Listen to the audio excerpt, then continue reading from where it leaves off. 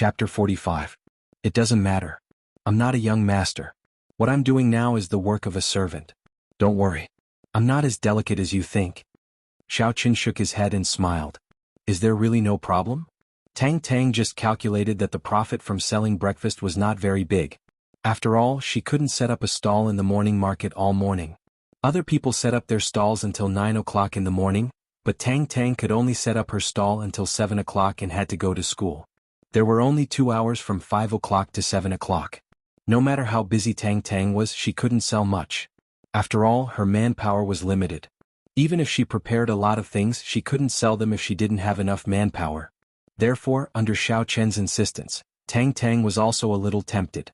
If Xiaoqin really came to help, not to mention that the income could be doubled, even if it was 1/3 more, Xiaoqian's 1,000 yuan would be easy. Of course not. Xiaoqin smiled and nodded. In fact, I've already thought it through. Otherwise, do you think I would be so happy every day as a servant of Miss Cheng? And with my original personality, Ma Gang men wouldn't be like this now. I'm afraid I would have to go to the hospital for 1.5 years. Well, there is a way to make money now, but it depends on whether you can bear hardships. Tang Tang looked at Xiaoqian with some doubts. What is it? Xiaoqian was not afraid of hardships. Wasn't it hard to exercise every night for more than 10 years? But Xiaoqian also endured it. Outsiders didn't know how hard Xiaoqian could bear hardships. That's it. Tang Tang said and took out a bag from the desk, which was filled with fried dough sticks and soy milk. This breakfast for me? Xiaoqian was slightly stunned. Yes, from tomorrow on, go to the morning market with me to sell breakfast. Tang Tang said, now I rely on this to make money. I get up at 4 o'clock every morning, go to the morning market at 5 o'clock, and come to school at 7 o'clock. How about it? It's hard enough, right? Can you hold on? 4 o'clock. Xiaoqian's face showed a trace of embarrassment. It wasn't that Xiaoqian couldn't get up at 4 o'clock. On the contrary, Xiaoqian cultivated every night and didn't sleep at all. What Xiaoqian cared about was time.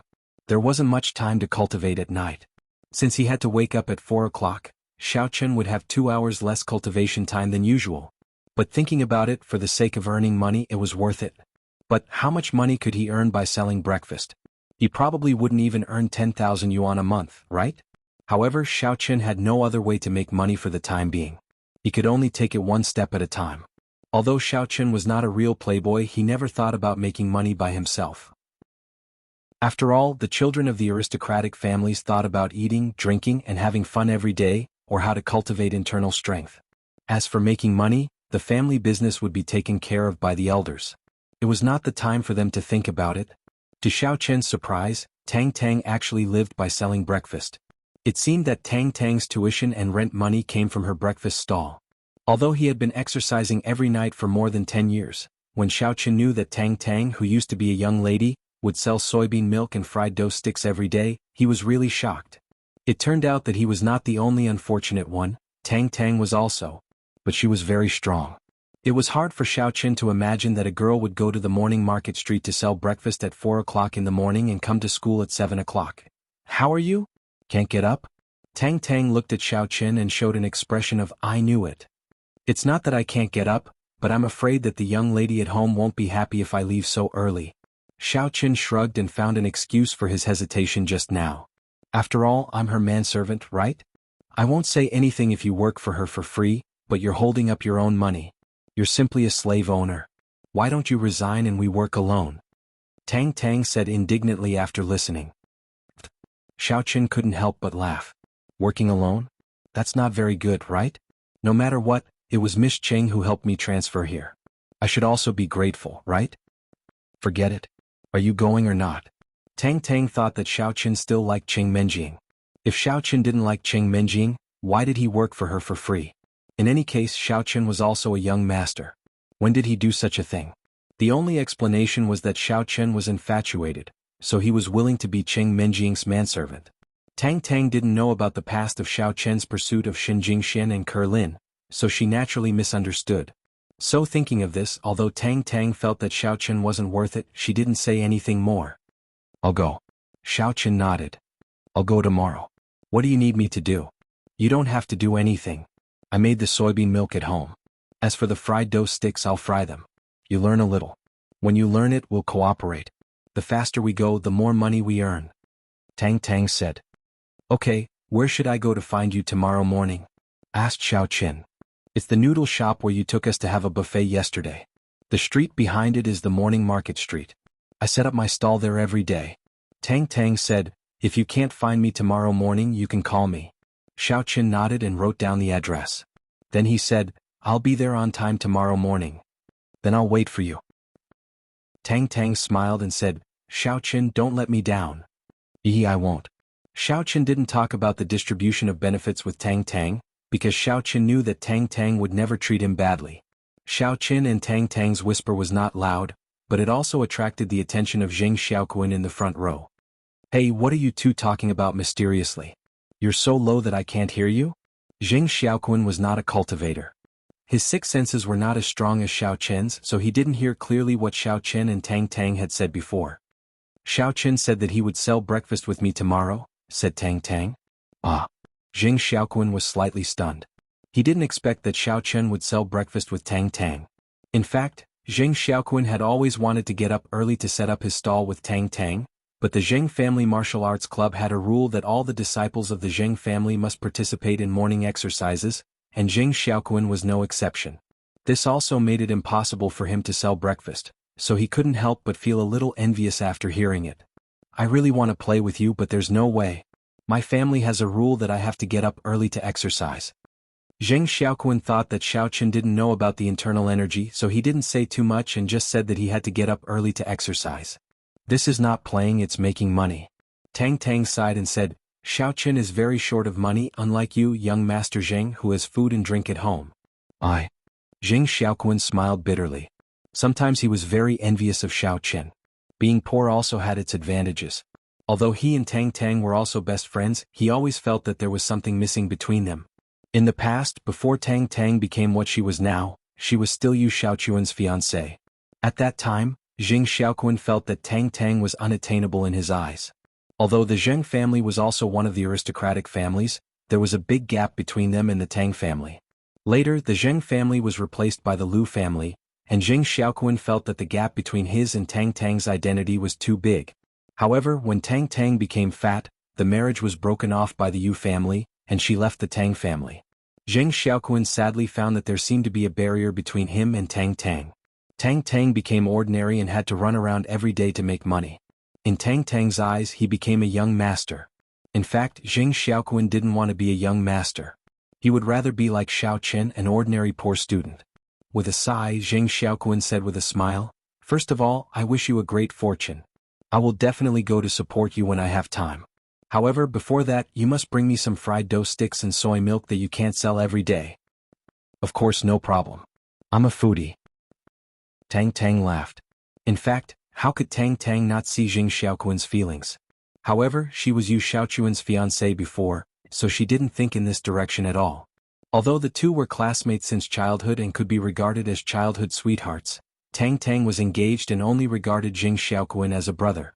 Now Yu Xiaoquan broke off the engagement, and Tang Tang became ugly. Although she was free, it was difficult for Tang Tang to regard Zheng Xiaoquan as a brother again. Moreover, she didn't think that the Zheng family could marry her as a daughter-in-law.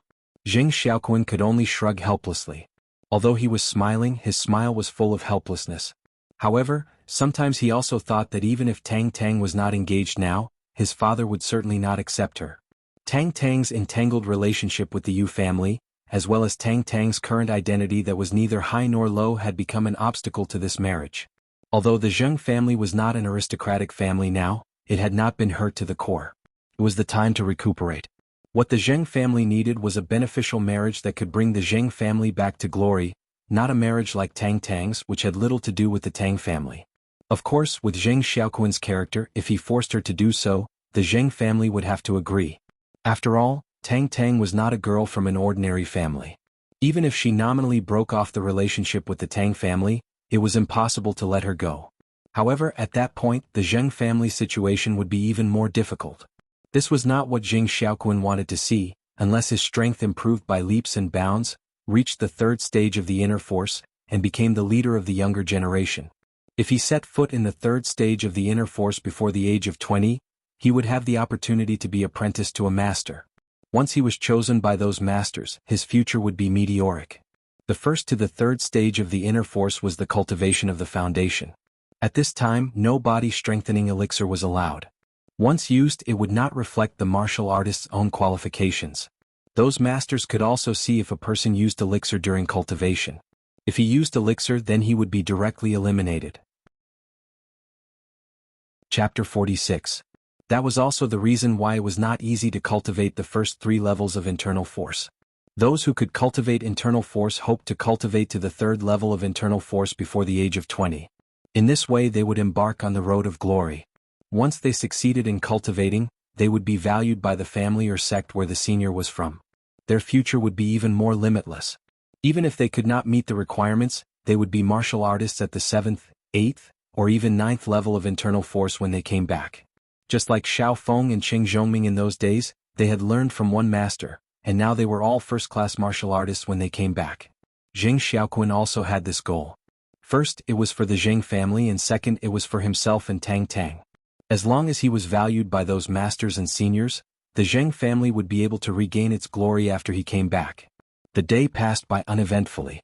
Miss Su and Jean Beibei drove away, and Xiao Qin, Tang Tang, and Zheng Xiaoquan walked out of the school gate together. Xiao Qin, don't forget our agreement. I'll meet you at the morning market street at 5 o'clock tomorrow morning. If you don't go, don't blame me for looking down on you. Tang Tang waved at Xiao Qin. Don't worry, I'll definitely go. Xiao Qin nodded and waved at Zheng Xiaoquan. Xiaoquan, I'll bring you breakfast tomorrow. Okay. Zheng Xiaoquan smiled, but his heart was full of bitterness. However, there were some things that could not be forced. Damn it. Looking at Xiao Chen's back, Lu Jinming's eyes were full of displeasure and unwillingness. How could he just let this guy go like this? Watching him swagger away, Lu Jinming felt that it was a kind of mockery of him, a mockery of his ability. If I don't kill this guy, I'll feel uncomfortable when I see him. If this goes on, I'll have a heart attack. What's wrong, Lu Zi? You're cooked? Yu Xiaochuan's voice rang out. Seeing Lu Jinming's red face, which was like a cooked pig head, Yu Xiaochuan walked over and asked. Young Master Yu, don't mention it, isn't it because of that country bumpkin Xiaoqin? Yesterday I sent out a fugitive to kill him. In the end, before he could even see Xiaoqin, he was already killed by a busybody inner force expert who acted bravely for a just cause. Lu Jinming's voice was full of unwillingness. As he spoke, he told Yu Xiaochuan about what happened yesterday. There was no need to hide this kind of thing. Yu Xiaochuan could probably investigate it himself. What the hell? Is that even possible? Yu Xiaochuan was shocked after hearing this. He secretly thought that Lu Jinming was really unlucky. He could even die like this. Lu, since you can't do it, do you want me to help you? En? Lu Jinming was slightly stunned, and then he was overjoyed. Yes, he couldn't do anything to Xiao Chen because of the rules of the underworld, but it didn't mean that others couldn't. If Yu Xiaochuan wanted to do something to Xiao Chen, it was Yu Xiaochuan's business. It had nothing to do with Lu Jinming. Okay, young Master Yu, if you help me kill this Xiao Chen, I will be at your beck and call in the future. I can't kill him. If he provokes me, I can teach him a lesson. But if I kill him, others will say that I'm narrow-minded. Yu Xiaochuan waved his hand and said, Okay, you don't have to worry about this. Let me think about how to do it first. Okay, thank you, young Master Yu. Lu Jinming watched Yu Xiaochuan leave and spat on the ground with disdain. Damn, a whore still wants to have a chastity. What a hypocrite. But it's good to teach Xiao Chen a lesson. At least it can calm the hatred in my heart. Yu Xiaochuan was actually a hypocrite. He did bad things, but he didn't want others to say it. This was the style of the Yu family. It was said that Yu Xiaochuan worshipped Yu Buchuan in the smiling, proud wanderer, since he was a child. He took him as his idol and wanted to become someone like Yu Buchuan one day. And his previous name was not Yu Xiaochuan, but Yu Xiaoxing X. As for what his name was, not many people knew. When he was very young, he changed his name to Yu Xiaochuan, which meant that he was the juvenile version of Yu Buchuan. The reason why Yu Xiaochuan helped Lu Jinming was not because he had a grudge with Xiao Qin, but because he wanted to rope in Lu Jinming. He would be in charge of the Yu family in the future. At that time, if Lu Jinming was his underling and also supported him, then the Yu family's influence in the other families would rise. Xiao Qin still didn't take a car. Instead, he ran in the direction of the villa area. Yesterday he met 2 pursuers. Today he probably wouldn't be so unlucky to meet them again. As expected, nothing happened along the way. When he passed by the pharmacy that morning, Xiao Qin subconsciously stopped in his tracks and took a look inside. In the end, he saw Hong Yan's elegant figure.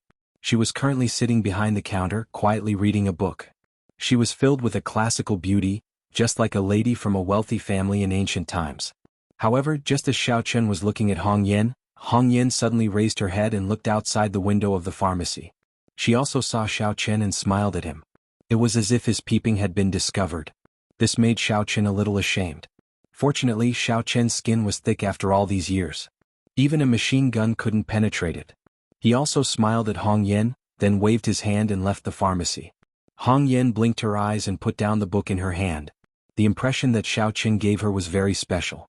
Although this boy also liked her beauty, and although he didn't hide it, it didn't make people feel disgusted. In comparison, the so-called young talents that she met in the past made Hong Yen feel that they were especially hypocritical. Miss Yen, don't get too close to this person, but don't deliberately alienate him. At this time, Grandpa Chen's voice sounded behind Hong Yen. Hong Yan's face slightly blushed. She was startled by Grandpa Chen's words. She was a little embarrassed. Grandpa Chen, I just feel that he is very special. It is special.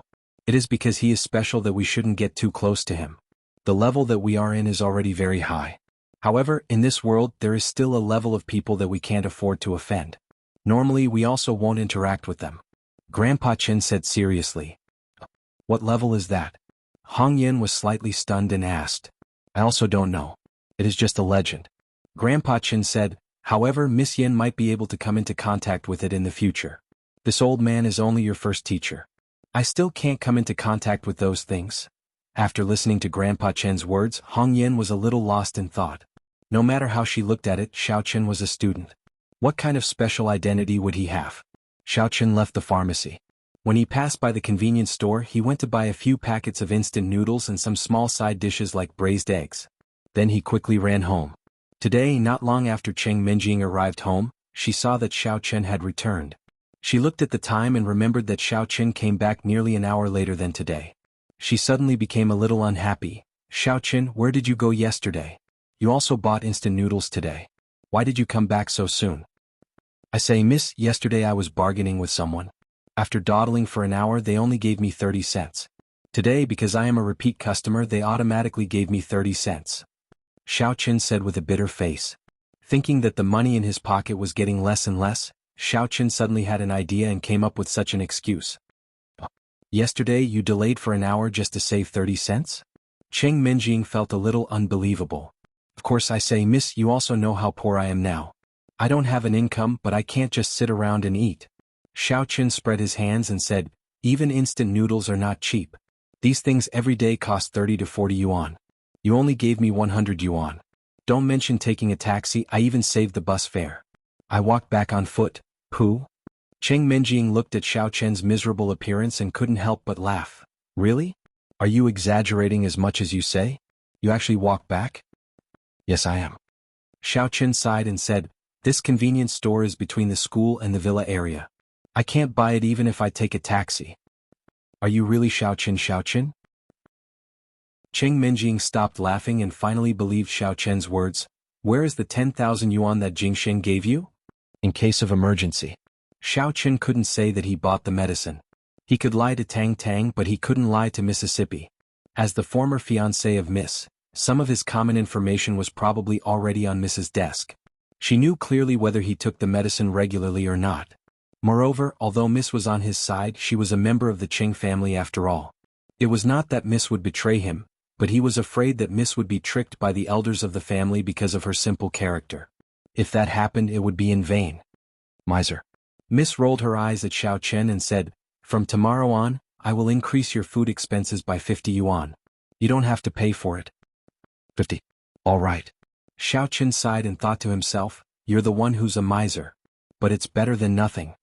Looking at Xiao Chen's discontented look, Cheng Minjing was a little angry.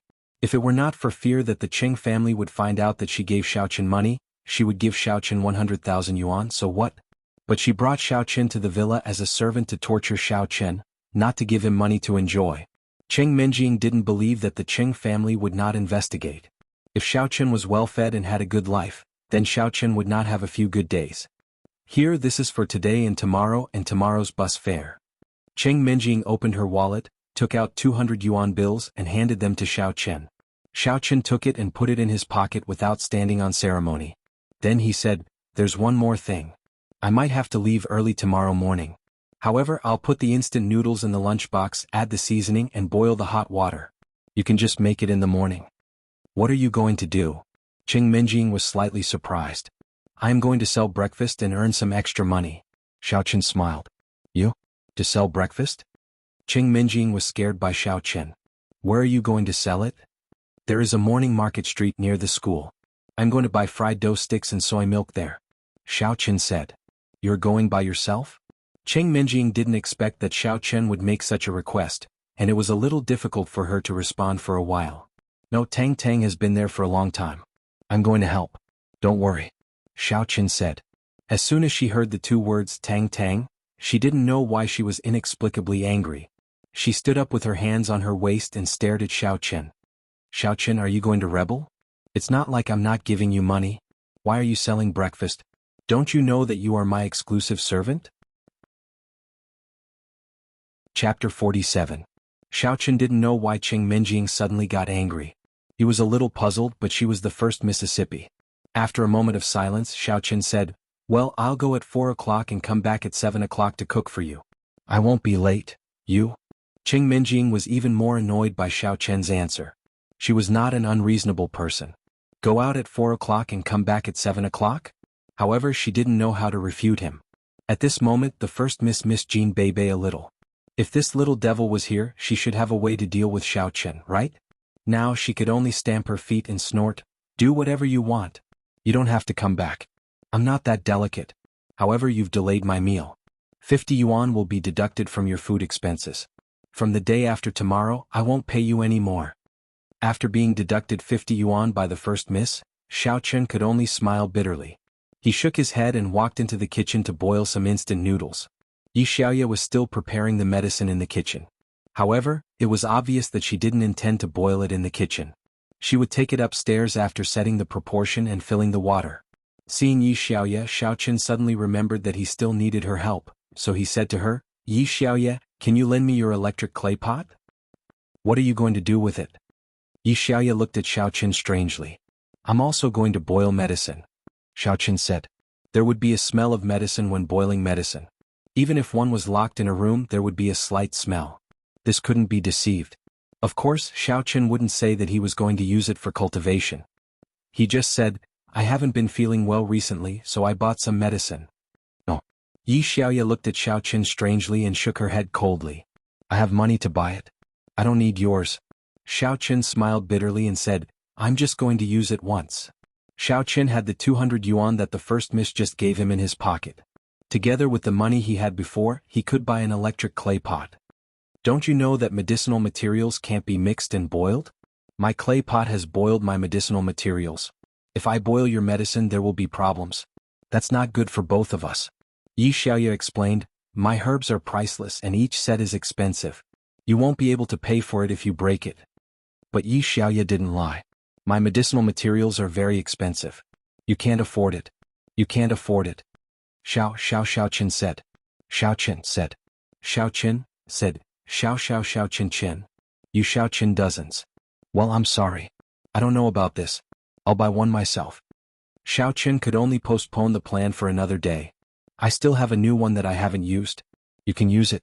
You buy the same one and give it back to me." Yi Xiaoya looked at Xiao Chen and said lightly, "Thank you," Xiao Chen said gratefully. He didn't expect Yi Xiaoya to lend it to him. "It's nothing." After Yi Xiaoya mixed her medicinal materials, she took the clay pot upstairs and said, "Come with me." Xiao Chen followed Yi Xiaoya upstairs. Qing Minjing looked at Xiao Chen with a strange expression. She heard the conversation between Xiao Chen and Yi Xiaoya in the kitchen. She was just puzzled. Why is Xiao Chen not feeling well? Is it because he is tired of walking to and from school every day? Was she being too harsh on him? Thinking of this, Qing Minjing felt a little ashamed in her heart, but she suddenly changed her mind. Something is wrong. That day in the gym, Xiao Chen was very vigorous. His body looked good. He beat Ma Gang men until he was looking for his teeth on the ground. It didn't seem like there was a problem with his body at all. Is he using the electric clay pot for other things? The miss subconsciously opened the backpack that Xiao Chen threw on the sofa when he came back. She rummaged in it and really found a bag of medicinal materials. This time it seems that Xiao Chen is really going to boil the medicine. Is he really not feeling well? Cheng Minjing wanted to care about it, but she gave up after thinking about it. She didn't want Xiao Chen to misunderstand that she still liked him. No, she had never liked him at all. Xiao Chen followed Yi Xiaoye to the door of her room. Xiao Chen was about to follow, but he saw Yi Xiaoye turn around and say to Xiao Chen, "Don't come over. Just stand here and wait for me."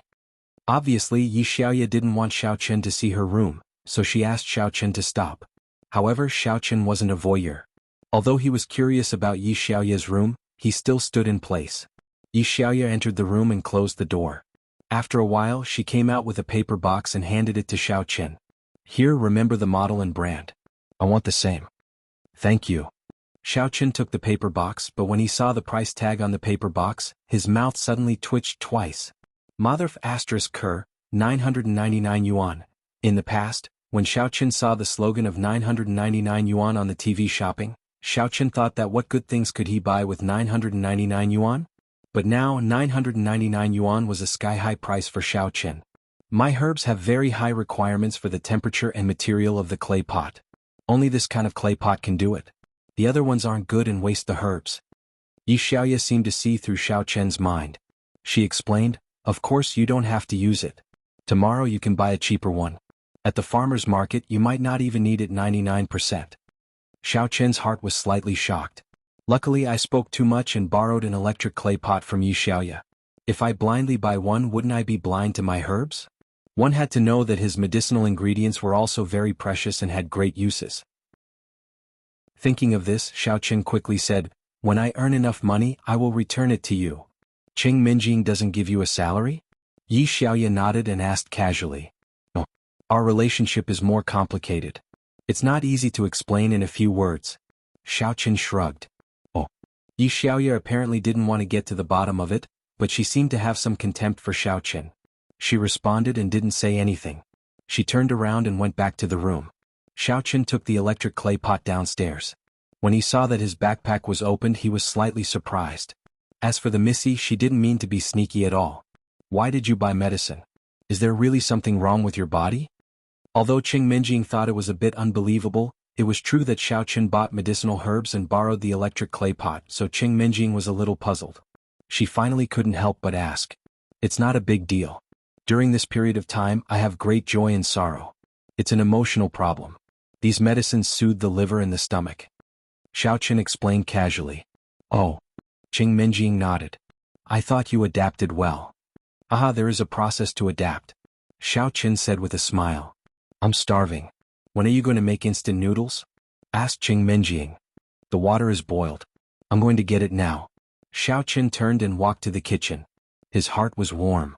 The Missy and Yi Xiaoye's personalities were somewhat similar. They were cold on the outside but warm on the inside, and they both had a bit of a Missy's temper. Yi Xiaoye treated Xiao Chen well. The Missy also quietly cared about him, which made Xiao Chen feel that his current life was not bad.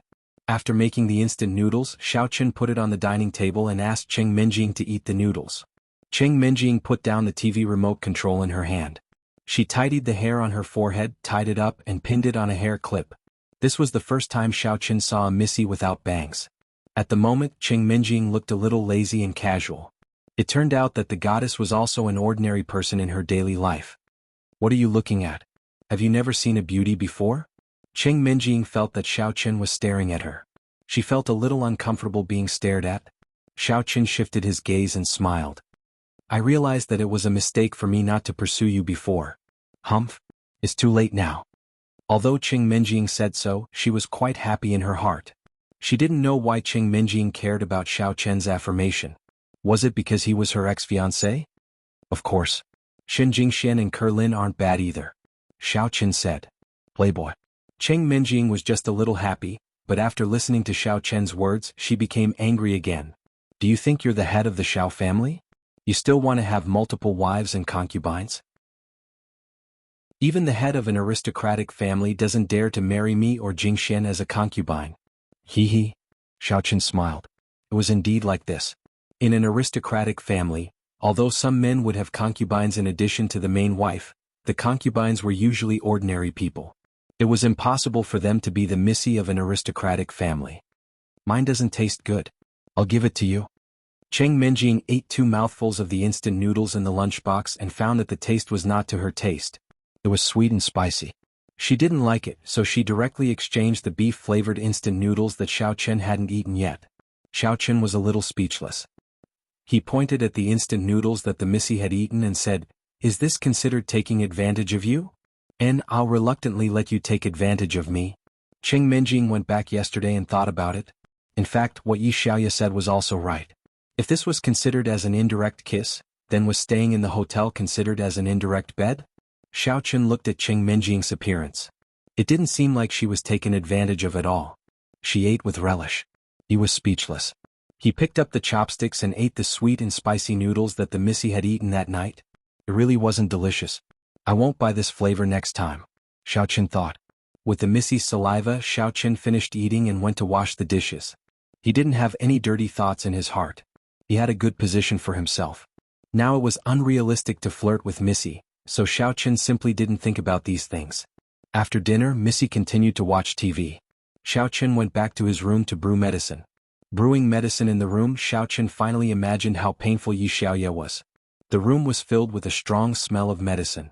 Even if the window was opened, the smell wouldn't disperse for a long time. Moreover, according to the prescription of Elder Heaven Ancestor, this medicine needed to be brewed for 5 hours. One medicine could be brewed 3 times. In other words, Xiao Chen had to endure for 5 hours every day. Chapter 48. Fortunately, for the sake of strength, Xiao Chen could endure anything. After spending 5 hours in cultivation, the body-tempering potion was successfully brewed. Elder Heaven Ancestor, should I take it now? Xiao Chen heard the alarm of the electric clay pot, so he asked. This high-end electric clay pot was good. Not only could he set the temperature, but he could also set the time. There was no need to worry that it would run out of time. You can take it, but after taking it, you need to exercise your body and completely absorb the potency. Elder Heaven Ancestor said. Exercise? Don't I practice every day? Xiao Chen asked as he unplugged the electric clay pot and poured the potion inside into the bowl. Exercise is different from cultivation. Cultivation is to regulate breath, absorb the spirit of heaven and earth, and transform the essence of the sun and moon into yuan qi in the body. But exercise is to exercise the body, which is the so-called martial artist's cultivation method. Elder Heaven Ancestor said. Oh, that is to say, I need to exercise in order to fully exert the potency of the potency? Xiao Chen asked. Yes. Elder Heaven Ancestor said, you will exercise the way you used to exercise. I don't need to tell you these things, right? I understand. Xiao Chen picked up the bowl of medicine and drank every single drop of the medicine into his stomach. Then he began to train his body just like how he trained his inner strength in the past.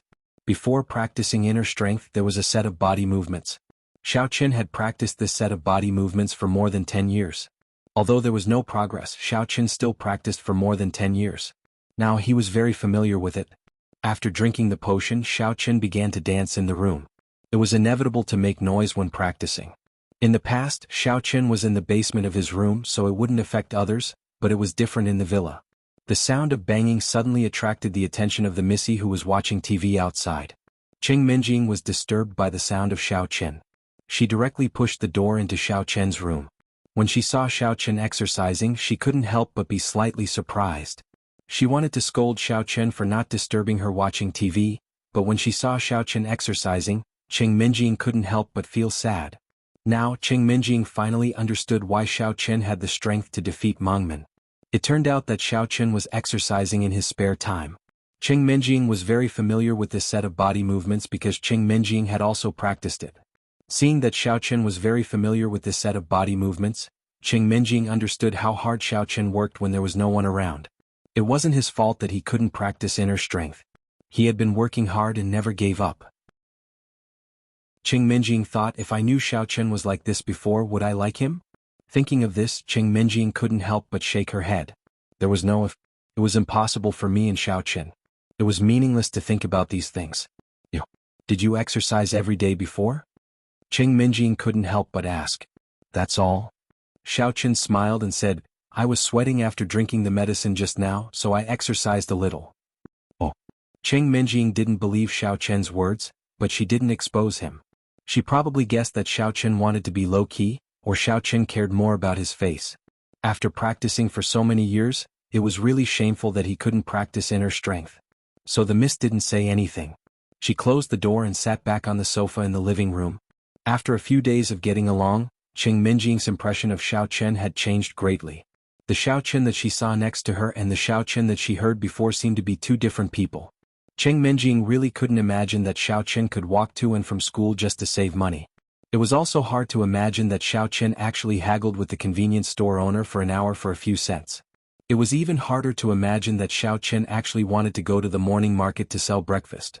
Shaking her head, Qing Minjing didn't know who to believe was the real Xiao Chen, but Qing Minjing still understood the truth of seeing is believing. Rumors were rumors after all. What she saw was the truth. After continuously exercising for an hour, Xiao Chen could feel the meridians all over his body were warm. The medicine had spread throughout his body, giving Xiao Chen an indescribable warmth. He felt that his body seemed to be a lot lighter and his meridians were more robust. What surprised Xiao Chen the most was that on his body, there was a thick layer of sweat that looked like black oil with a fishy smell.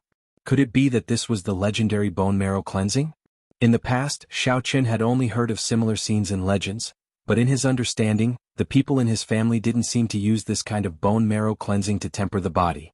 Was it because they didn't know or that martial artists didn't need to temper the body? These were things that Xiao Chen didn't know. After all, he wasn't a martial artist. His understanding of martial artists was only superficial. He wasn't even a level 1 inner force martial artist, so he didn't understand the world of martial artists at all. Elder Heaven Ancestor, is this the waste excreted from my body? Xiao Chen couldn't help but ask. Yes, it is. Now you can take a bath. Elder Heaven Ancestor said, this process, 3 days is a course of treatment, a total of 5 courses of treatment, and the first body tempering is completed. What you should think about now is how to make money to buy the remaining 4 sets of medicinal herbs.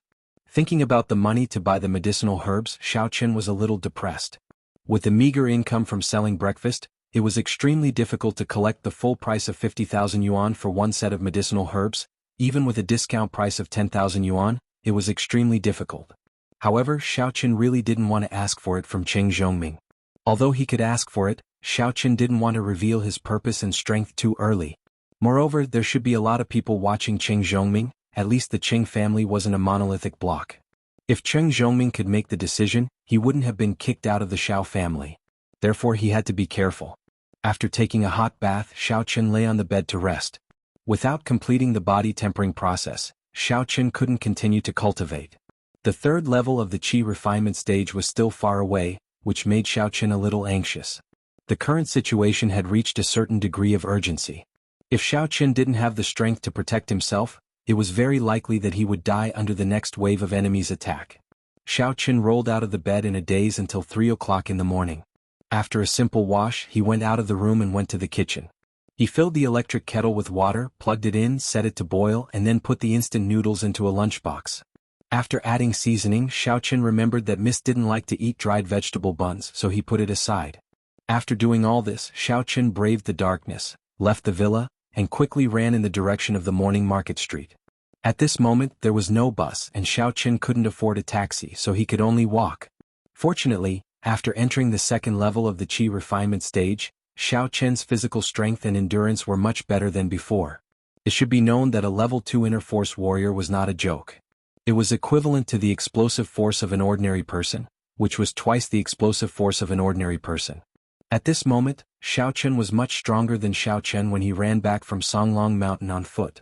When Xiao Chen ran to the morning market street, it was close to 4 o'clock in the morning, and the sky was gradually getting brighter. On the morning market street, all kinds of peddlers began to set up their stalls. Some sold vegetables and fruits, some sold chicken, duck, fish, eggs, and miscellaneous small goods. There were also some swindlers who sold dog meat with sheep's heads, such as satellite receivers that could receive hundreds of TV stations, magical detergents, mosquito repellents, and dog scares. Soon, in the stalls selling breakfast, Xiao Chen saw the chubby figure of Tang Tang. She was riding a tricycle alone, moving down the oil pan, gas tank, and noodle table from the tricycle one by one, and placing them in an open space. Xiao Chen quickly ran to help, and grabbed the gas tank from Tang Tang's hand. Xiao Chen? So early? Tang Tang was a little surprised to see Xiao Chen. She told Xiao Chen to come at 4 o'clock yesterday, but in fact she wanted Xiao Chen to get up at 4 o'clock. She didn't expect that Xiaoqin had arrived before 4 o'clock. Thinking about the villa area where Xiaoqin lived, which was not close to here, he should get up at least at 3 o'clock. How did you get here? Jogging. Xiaoqin set up the gas tank and helped Tang Tang set up the noodle table. He didn't know how to do other things, but he was good at manual work. Jogging? Tang Tang was a little shocked. She had thought that Xiaoqin's adaptability was strong enough, but she didn't expect that he could run to sell breakfast so early in the morning. Even she didn't have such perseverance, did she? I don't have a car and I can't call a taxi. I can't earn enough money. Xiaoqin spread out his hands and said, "Don't look at me like that. I usually run back after school every night. I'm used to it and I'll save as much as I can." Xiaoqin, I admire you a little now. You are a real man. Tang Tang said with a sigh. A real man? It sounds like the name of a health product. If you weren't my buddy, your words would really be misunderstood. Xiaoqin joked. In front of Tang Tang, Xiaoqin was very open and had no pressure. Ah yes, we are buddies. Tang Tang nodded, pointed to the oil barrel in the car and said, "Help me pour the oil." Okay. Xiaoqin picked up the oil barrel with one arm and began to pour oil into the oil pan. The oil barrel was made of iron, and the soybean oil in it weighed 100 pounds. Xiaoqin lifted it with one arm without any effort, which made Tang Tang a little surprised. I didn't expect that your arm strength is so strong. If I said that I practiced on the plane, would you believe me? Xiaoqin laughed. Facing Qing Minjing's photo? Tang Tang was really a tough woman. She could even answer such a question. How is that possible? Xiaoqin coughed twice. It's better to show your photo. Your taste is really heavy? Tang Tang naturally didn't believe it. She pouted, but she wasn't angry. Chapter 49. After the oil pan was set up, it was preheated on the side. Tang Tang began to knead the dough skillfully, and then made the dough into the shape of fried dough sticks. She said to Xiaoqin, "Do you understand? The process of kneading the dough is not difficult. You learn it first. The main thing is the heat of frying. I'll do it. We'll talk about it when you're proficient." Okay. Xiaoqin was now a cultivator, and his 6 senses had been greatly improved. It was easy for him to remember Tang Tang's kneading steps. When Tang Tang began to fry the first batch of fried dough sticks, Xiaoqin began to knead the dough. At the beginning of kneading the dough, Xiaoqin tried his best to do it according to Tang Tang's method. But after Xiaoqin kneaded the dough a few times, he unexpectedly found that he seemed to have a spiritual communication with the dough in his hand. This situation was very mysterious. In short, Xiaoqin could feel the dough in his hand and how to knead it best. This made Xiaoqin shocked. He thought it was his illusion. But looking at the dough in his hand, it was more plump than Tang Tang's, and the shape of the fried dough sticks was also very uniform, which made Xiaoqin very surprised. Elder Heaven Ancestor, is this the ability of a cultivator? Xiaoqin recovered from his shock. He immediately thought of the fact that his 6 senses had been enhanced, so he quickly asked. Of course, but it's the first time I've seen someone cook with the ability of a cultivator. Elder Heaven Ancestor said teasingly, cultivators are extremely high-end existences. Who would have nothing to do to cook? I'm forced to do this. Xiaoqin was thick-skinned. By the way, so I have a talent for cooking? It's not that you have a talent for cooking. It's that your ability to accept new things is much stronger than ordinary people. Because your 6 senses are strong, you can perceive the changes in food very well, and it's the same for other things. Elder Heaven Ancestor explained. I see. Xiaoqin didn't think there was anything wrong with his cooking. On the contrary, he was quite happy. Originally, he thought he would have to learn for a few days before he could master it. After all, he had never done it before. But now it seemed that he could cook better than Tang Tang. Did you do this? Tang Tang looked at Xiaoqin incredulously, her eyes almost popping out. Did you knead this dough? Did you make these deep-fried dough sticks? Yeah. Xiaoqin nodded. Xiaoqin, don't tell me that you used to be a stall owner? Tang Tang threw the fried dough sticks made by Xiaoqin into the frying pan. The fried dough sticks were plump and uniform. Tang Tang's craftsmanship was good, but it was just practice makes perfect. Plus, she was more hardworking, so the fried dough sticks she made were the best-selling ones in the morning market. However, when Xiaoqin's fried dough sticks came out of the frying pan, there were obviously more people waiting in line. There was no other reason. The deep-fried dough sticks were too tempting and they looked good. Not only that, but Xiaoqin's speed of making it was also fast. After all, Xiaoqin was now equivalent to a second-level inner force warrior. His strength was greater than Tang Tang's, which greatly reduced the kneading time. Coupled with the perception of divine sense, Xiaoqin avoided detours and repeated kneading steps when kneading the dough, so he had a great advantage in speed. Looking at Xiaoqin's hands constantly producing deep-fried dough sticks, Tang Tang and her customers were shocked.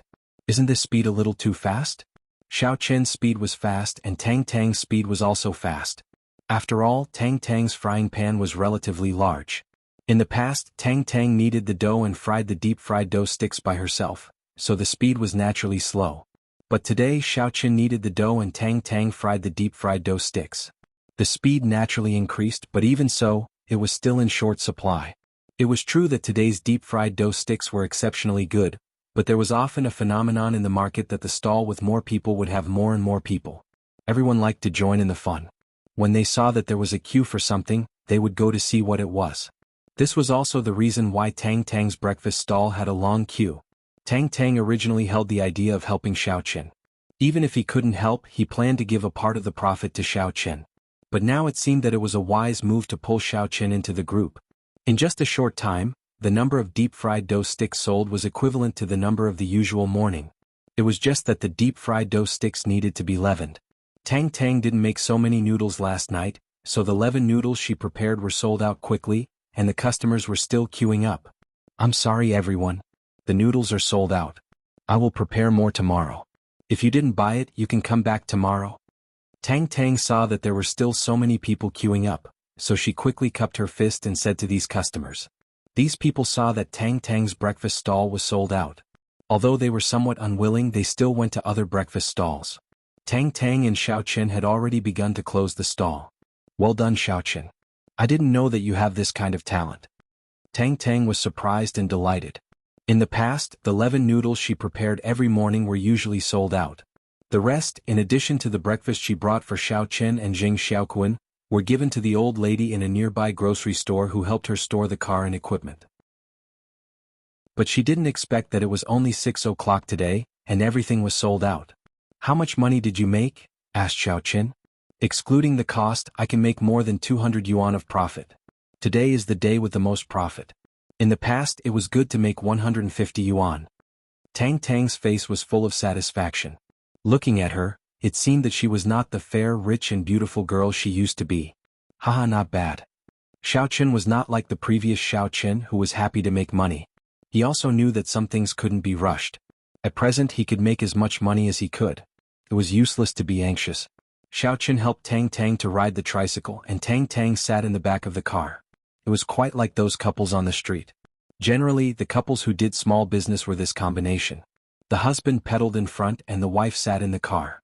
They went to the stall together and closed the stall together. When they came to the grocery store where Tang Tang usually stored the tricycle and equipment, the old lady of the grocery store had just opened. Seeing Tang Tang, she smiled and greeted her. Tang Tang, why did you close the stall so early today? Today there is one more person, so the sale is faster. It was sold out at 6 o'clock. Tang Tang pointed to Xiaoqin and said, but there is no more left, auntie. There is no more left for you. Ah, it doesn't matter. I'm alone and can't eat much. If you give me some, I'll steam some steamed buns to eat. If not, I'll eat something else. I can't even use the money I earn from the grocery store. That's right. The auntie waved her hand and said with a smile, I'm happy that you can earn more money. Seeing a girl like you setting up a stall early in the morning, I'm heartbroken. Now that you have a boyfriend, I can help you. Ahi. Tang Tang, a girl, was a little shy because of the old lady's words. When she was about to explain, the old lady continued. Young man, Tang Tang is a good girl. Although she is a little fat, she is honest, knows how to live and can bear hardships. The old lady turned to Xiaoqin and said earnestly, she is not like those gold diggers in society. She is good-looking, but she always begs to be friends with rich people. If she wants a boyfriend, she will find a tall, rich and handsome man. How can she live? Xiaoqin listened to the old lady's words and didn't know whether to laugh or cry. He didn't expect the old lady to be so fashionable. She knew everything about rich people and tall, rich and handsome men. She was really fashionable. Xiaoqin wanted to explain, but he was afraid that if he said it, Tang Tang's self-esteem couldn't stand it, so he nodded and said, Auntie, I know. This old lady is nagging again.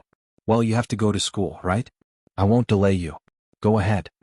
The old lady waved her hand and said to Xiaoqin and Tang Tang.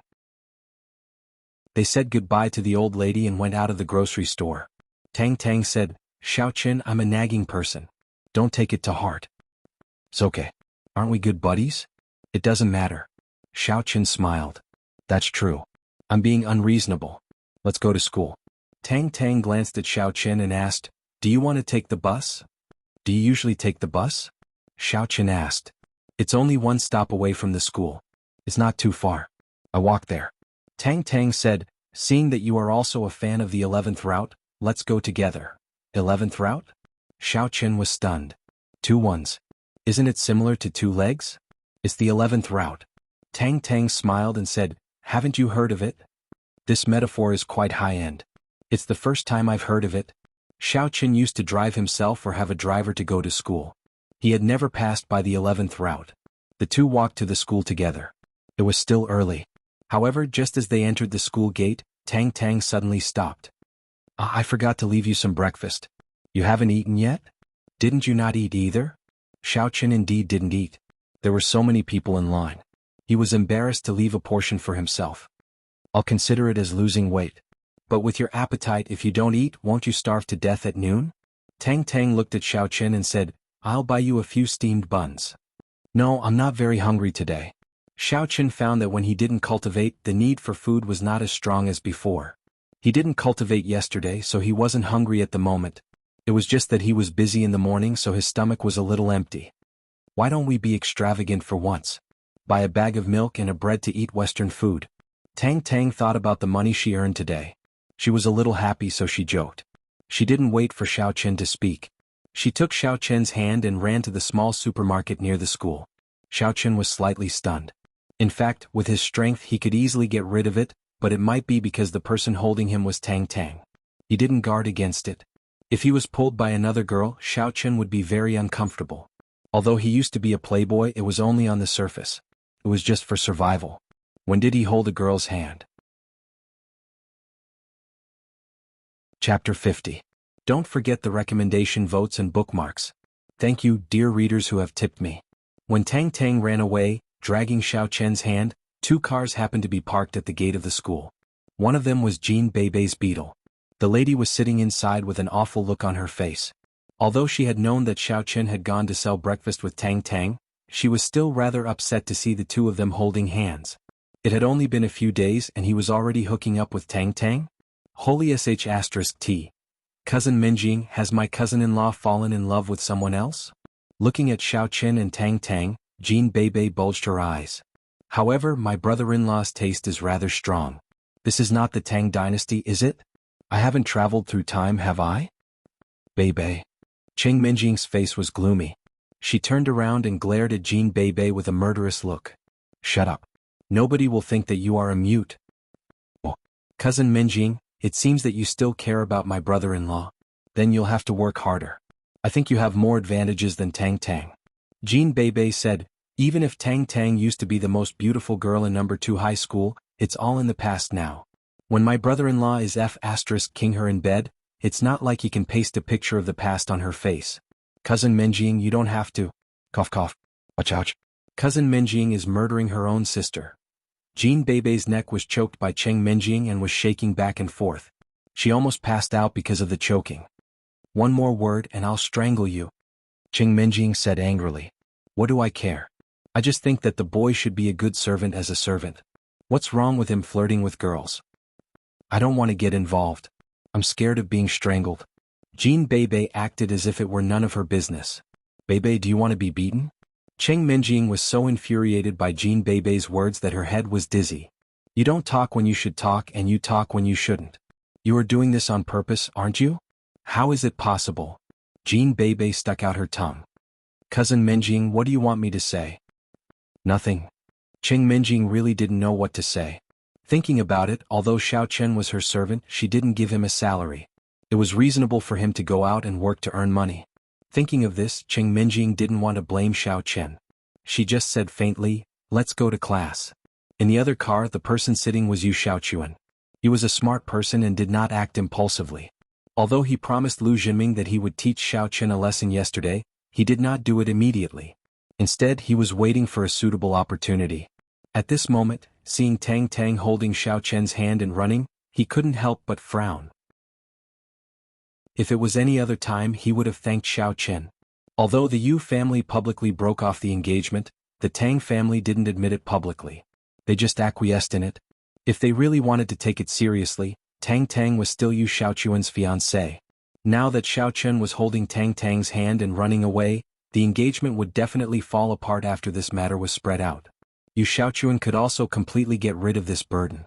But now he still had to find a reason to deal with Xiao Chen, but this reason must not be Tang Tang. He couldn't wait to get rid of Tang Tang. How could he stand up for her? Obviously it was impossible. Tang Tang took Xiao Chen to the small supermarket at the school gate. Looking at the dazzling variety of food, Xiao Chen didn't stop. He just took the cheapest and largest bread from the shelf, and then picked a cheap bag of milk. He said to Tang Tang, "Okay, that's all." Tang Tang naturally saw the price of the things Xiao Chen took, but she didn't say anything. Instead she felt very gratified. After Xiao Chen left the family, he no longer had the temper of a young master, which made Tang Tang feel that Xiao Chen was really good. Tang Tang also took the same things and then paid the bill. She left the small supermarket with Xiao Chen. Of course, when they left, they didn't hold hands. Although Tang Tang was a tough woman, she was also embarrassed. When the two walked into the classroom, Jing Xiaoquan also arrived at this time. Seeing Tang Tang and Xiao Chen holding bread and milk, he couldn't help but be a little surprised. "Where's the soybean milk and youtiao? Did you change to selling foreign fast food? Change to bread and milk?" Xiao Chen is very good. He kneaded the dough super fast and the youtiao was sold quickly, so there was nothing left today. We could only buy food for ourselves. Tang Tang said, "But fortunately, we earned nearly 100 yuan more than usual." "No way? Is this for real?" "Xiao Chen, when you were in your hometown you didn't start out selling breakfast, did you?"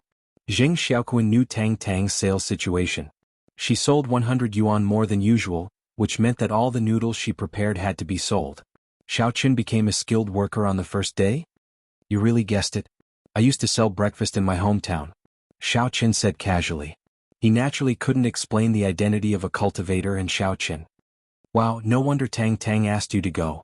Jing Xiaoquan really believed it and said with some envy. Before, Xiao Chen couldn't feel anything, but now Xiao Chen's sixth senses had been greatly improved. He suddenly detected a trace of envy and jealousy from Jing Xiaoquan's tone, which made Xiao Chen a little surprised. Could it be Jing Xiaoquan like Tang Tang? Thinking of this, Xiao Chen suddenly realized that no wonder Jing Xiaoquan would stand up for him. It turned out that he liked Tang Tang. Tang Tang stood on his side, so he had to do so. However, Xiao Chen could see that there was no love lost. Jing Xiaoquan liked Tang Tang, but Tang Tang didn't like Jing Xiaoquan. These two people basically had no chance. Otherwise, if they wanted to have feelings, they would have had it long ago. They wouldn't have waited until now.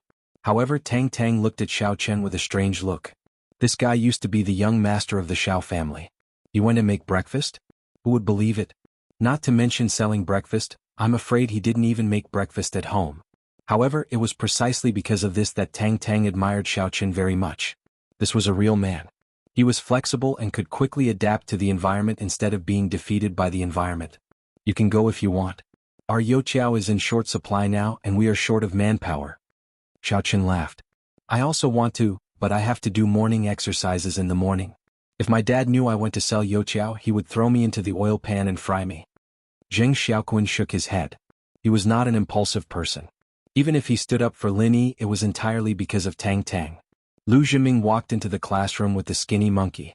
He glanced at Xiao Chen, who was talking happily with Tang Tang and Jing Xiaoquan, and snorted coldly. "Brother Ming, let him be cocky for 2 days. When you settle the young miss of the Cheng family, killing a country bumpkin will be like playing with a toy." The skinny monkey saw through Lu Zhiming's thoughts, so he said, "That's also true. Business is more important. There's no problem with the steel window, right?" Lu Zhiming nodded and asked, "No problem. Tonight the steel window is the leader and there are a few punks. They are real punks in the society, but they have nothing to do with the Lu family. They are from another city. Teacher Lei helped to find them. Each of them has the strength level close to a level 1 warrior." The skinny monkey said, "That's good." A satisfied smile appeared on Lu Zhiming's face. Cheng Minjing was not a girl from an ordinary family. She was the young miss of the Cheng family. The Cheng family was an ancient martial arts family. They must have practiced internal force. Even if they did not have much strength, they must have practiced. If they brought a group of small fries, they might be killed by the young miss herself. Especially with the little witch Jean Bebe by her side. Lu Zhiming couldn't estimate the strength of that little witch. If she could fight a little, those punks would not be a match for the two of them. So to be on the safe side, Lu Zhiming found Lei Dianfeng and hired some people from another city who had the strength close to the first level of internal force. In this way it would be more real. Lu Zhiming's strength was also close to the first level of internal force. If he fought with them, he would definitely not gain the upper hand directly. He would suffer a little and then win by a narrow margin. The more it was like this, the more moved Miss Cheng would be. Otherwise it would be settled quickly. Except that she would admire Lu Zhiming at that time, Cheng Minjing would definitely not be too grateful to him later. However, if he won by a narrow margin and was injured in the battle, it was impossible for Cheng Minjing not to visit Lu Zhiming afterward. As time went by, their relationship would be revealed. Cheng Minjing sat in her seat, and Jean Bebe was talking to her in a low voice. However, it was obvious that Cheng Minjing was not in a good mood. She chatted with Jean Bebe on and off. Cheng Minjing's eyes glanced at Xiao Chen now and then. Seeing that Xiao Chen was holding the cheapest bread and milk in his hands, she had complicated feelings. The grudge against Xiao Chen in her heart had faded away too. If he had not pursued Xin Jingxian and Ke Lin right in front of her, Cheng Minjing might have a better impression of him right now, wouldn't she? However, thinking of what Xiao Chen had done in the past, Cheng Minjing felt that Xiao Chen deserved it. If you had been nicer and more attentive to me before, how could I turn a blind eye to you now that you are down and out? Even if I might not buy you the most expensive bread and milk, I would at least get you a meal card for the school cafeteria, wouldn't I? When the class was about to begin, Miss Wang, the homeroom teacher, walked into the classroom. She turned around and looked at Jing Xiaoquan, saying, Jing Xiaoquan, take a few classmates and go to the reference room with me to fetch the review materials for the sprint in the third year. After the third year of high school, it would be the college entrance examination. Therefore, there would be a lot of review materials. As the sports committee member of the class, Jing Xiaoquan naturally had to bear the brunt of the labor. Xiao Qin, Lu Zhiming, Shouho Chen, Skinny Monkey, XX Zhang, XX Li, come with me. Jing Xiaoquan stood up and called a few names. He had seen through Xiao Chen's physical strength. He was still in the hospital after beating Ma Gangmen. As for Lu Zhiming and Skinny Monkey, they were always jumping up and down energetically when they were not carrying books. Now that Jing Xiaoquan had received Miss Wang's instruction, he naturally would not let them go. The rest of them were the more energetic, warm-hearted boys. Usually, they would be the ones to do such work.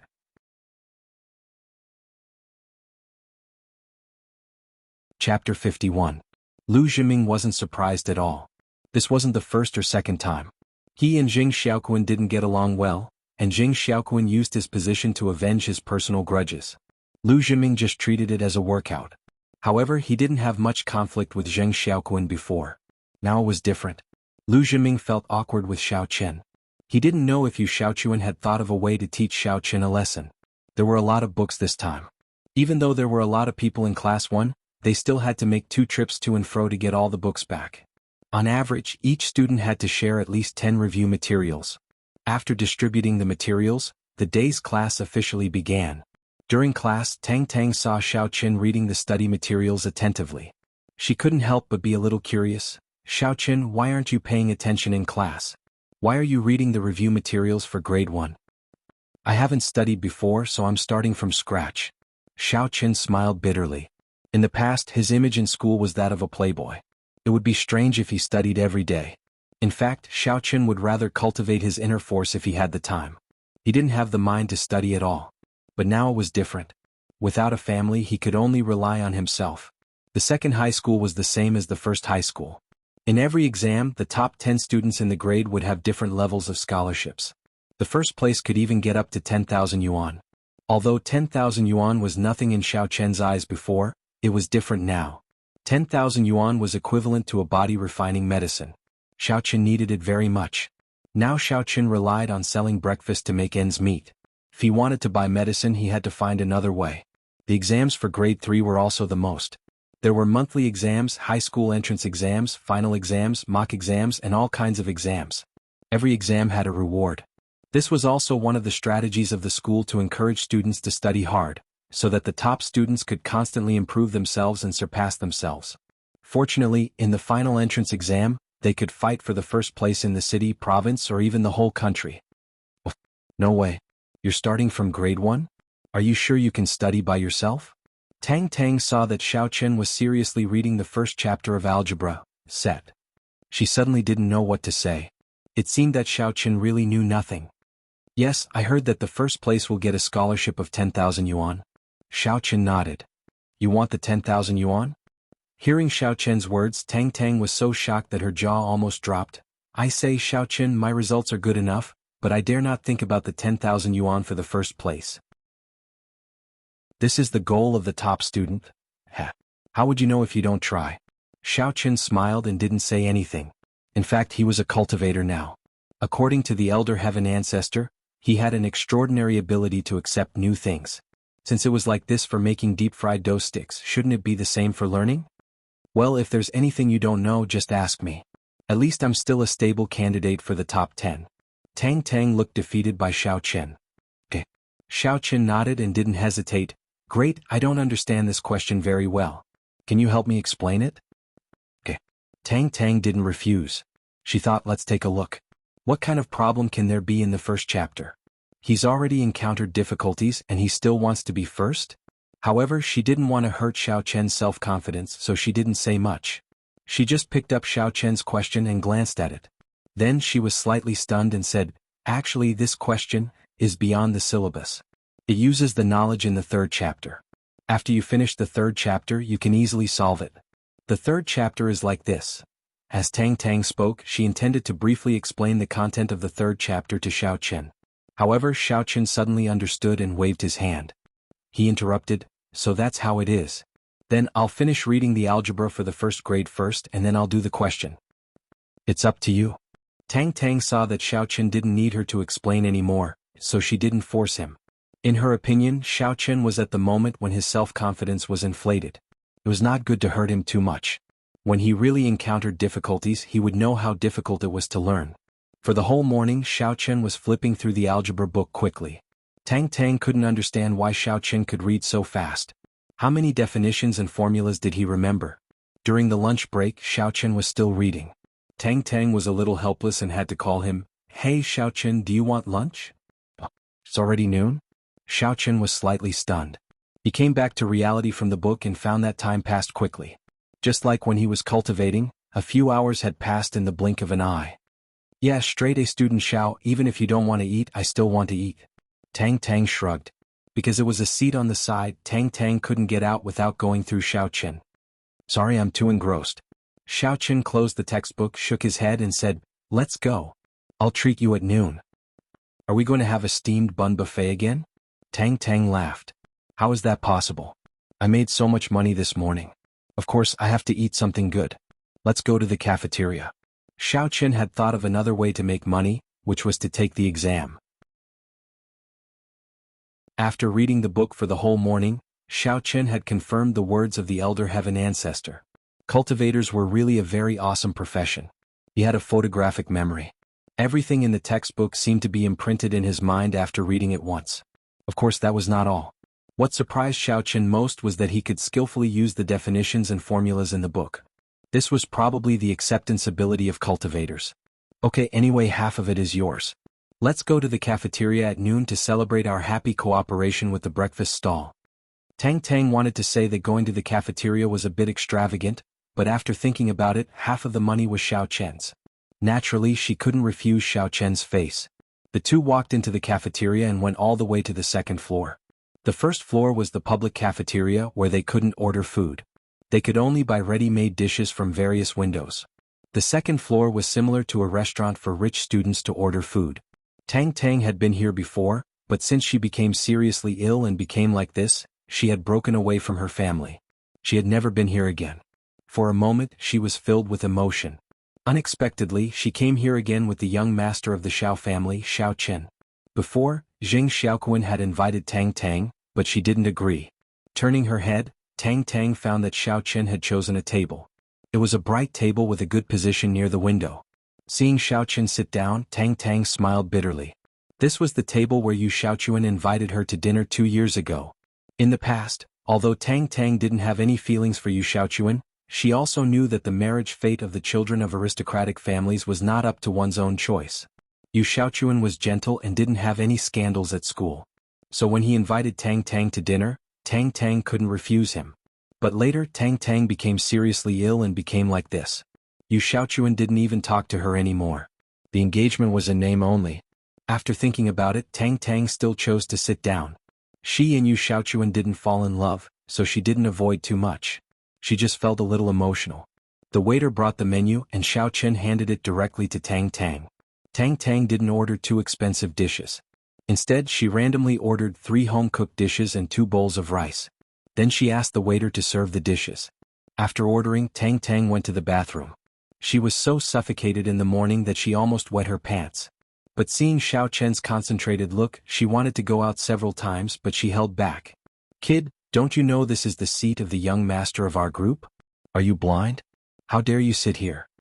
When Xiao Chen was thinking about the algebraic formula he read before, suddenly a voice sounded. Xiao Chen was slightly stunned. He turned his head and saw a boy of medium height. He was dressed sleekly.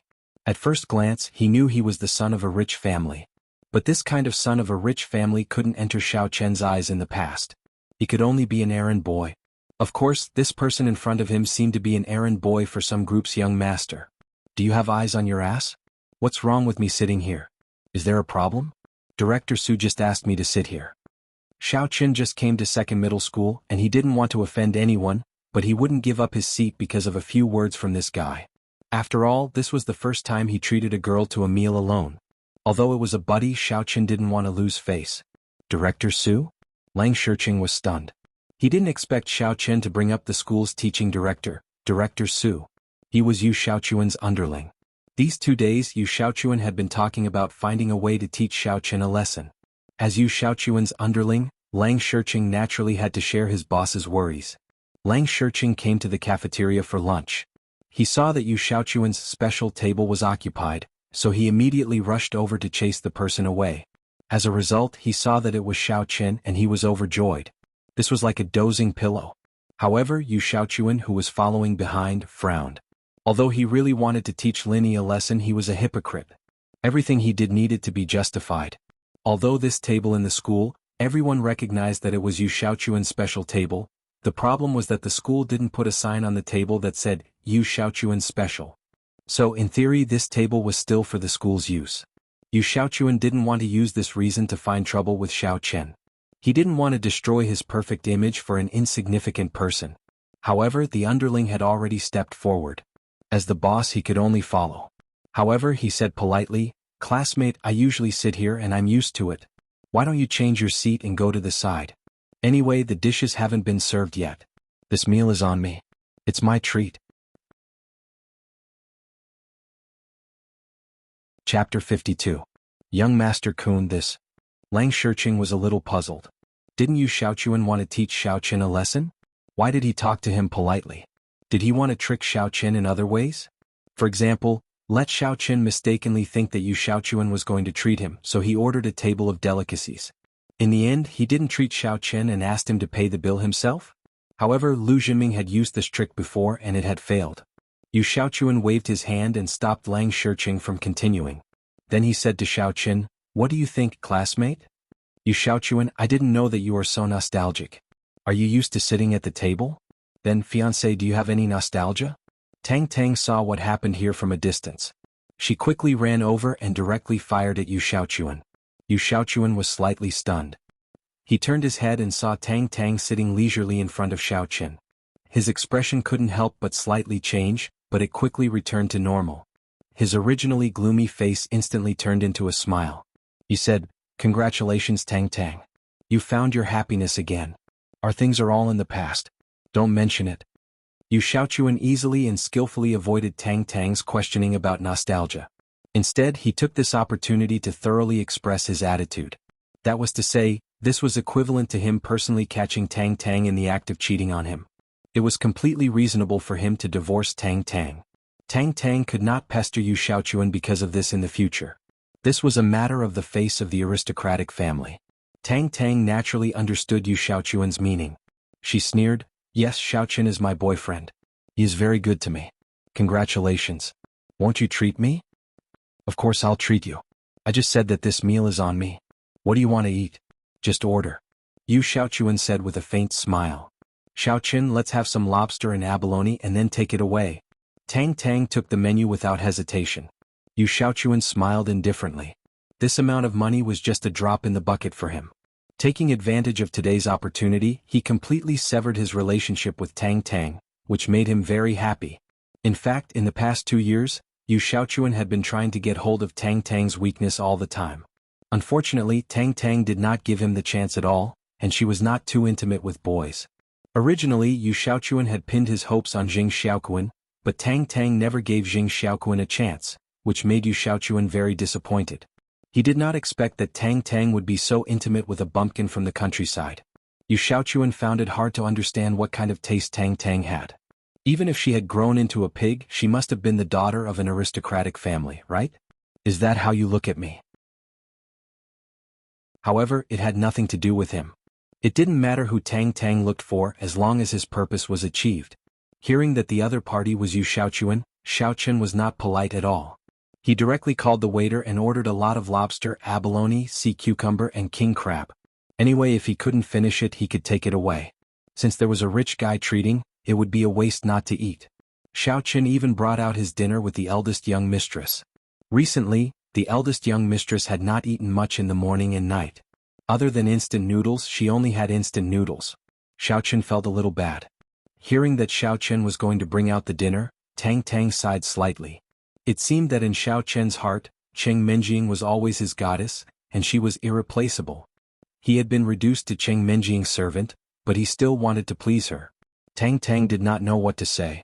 When Tang Tang and Xiao Chen went out of the cafeteria with a lot of bags, Yu Shaochuan threw a card to the waiter and asked her to pay the bill. This money was a piece of cake for Yu Shaochuan. He was the eldest grandson of the Yu family, and also the only grandson of the first wife. The entire Yu family's money could be used by him. Young Master Kun, don't you want to teach that Xiao Chen a lesson? Why did you invite him to a big meal again? Lang Shiqing did not understand. This reason is too bad. At most, I can only let him change the table. If I don't let him go, it's not my style. Yu Shaochuan said faintly, moreover, it's very cost-effective to use this matter to end the matter with Tang Tang. I see. Young Master Kun is a gentleman, so he doesn't care about them. Otherwise, if it were Lu Jinming, he would directly grab the chair. Lang Shiqing was Yu Shaochuan's follower since middle school. He knew Yu Shaochuan's hypocritical character, but he did not dare to say it, so he could only flatter him. Yu Shaochuan smiled faintly and did not take it seriously. He thought in his heart that after today's matter, he could no longer teach Xiao Chen a lesson blatantly. Otherwise, others would see it and think that he was jealous of Tang Tang, which was not his original intention. Unexpectedly, a sudden incident at noon made Yu Shaochuan have a headache, but there was also a gain, there must be a loss. That hypocrite just now is Yu Buchuan? Xiao Chen carried a lot of food and said happily. Not only did he not spend a penny for lunch, but he also brought back a lot of food. His name is Yu Shaochuan, not Yu Buchuan. Tang Tang glared at Xiao Chen. Do you know him? I've heard of him, but he and I are not the same kind of people. I didn't have much contact with him before. If it weren't for his name being similar to Yu Buchuan's, I wouldn't remember his name at all. Xiao Chen said. Today's matter will probably be spread by Yu Shaochuan soon. He doesn't know who you are, but your Xiao family and the Qing family all know. Tang Tang hesitated for a moment and said apologetically, I said that you are my boyfriend. It was just a momentary impulse, but it may bring you some trouble. What trouble? I hang out with you every day. Trouble can't be avoided. These are small problems. Xiao Chen did not care. In his opinion, the closer he was to Tang Tang, the more the Qing family would be at ease and feel that he and Cheng Menjing would not fall in love with each other for a long time. Maybe I'm thinking too much. We are both abandoned by our families. I guess they will just treat it as a joke if they know. Tang Tang saw that Xiao Chen was free and easy, so she did not dwell on these things anymore. When Cheng Menjing and Jean Beibei walked out of the cafeteria, they happened to see Xiao Chen and Tang Tang walking in front of them, talking and laughing with big and small bags. Cheng Menjing gritted her teeth. She was about to throw away the lunchbox in her hand. I'm so angry.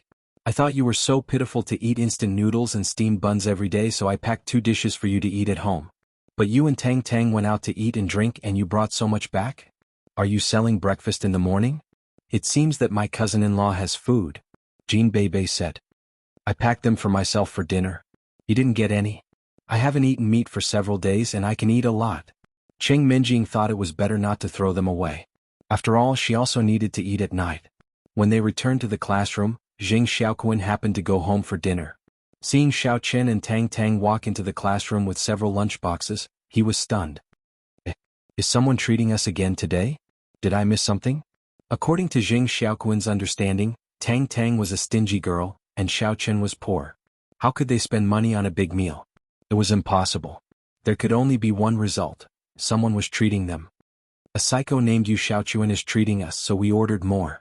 Xiao Chen handed the lunchbox to Jing Xiaoquan and said, "Here you are. We'll finish the rest before the evening class." Yu Xiaochuan? He invited you to dinner? Jing Xiaoquan took the lunchbox and his expression changed slightly. He was not as excited as he had been when he saw the food. He turned to Tang Tang and asked, "Yu Xiaochuan? Why did he invite you?" "Nothing. He said he wanted to congratulate me on finding a new boyfriend, so he invited me to dinner," Tang Tang said lightly. "New boyfriend? When did you get a boyfriend?" Jing Xiaoquan's expression was stagnant, and he was a little unnatural. "It's Xiao Chen. Yu Xiaochuan misunderstood and I didn't explain." Tang Tang waved her hand and said, "He's just making an excuse to cut all ties with me. It doesn't matter. I know he's been waiting for this opportunity for a long time. He just happened to see me with Xiao Chen today." "I see." Jing Xiaoquan suddenly breathed a sigh of relief and nodded.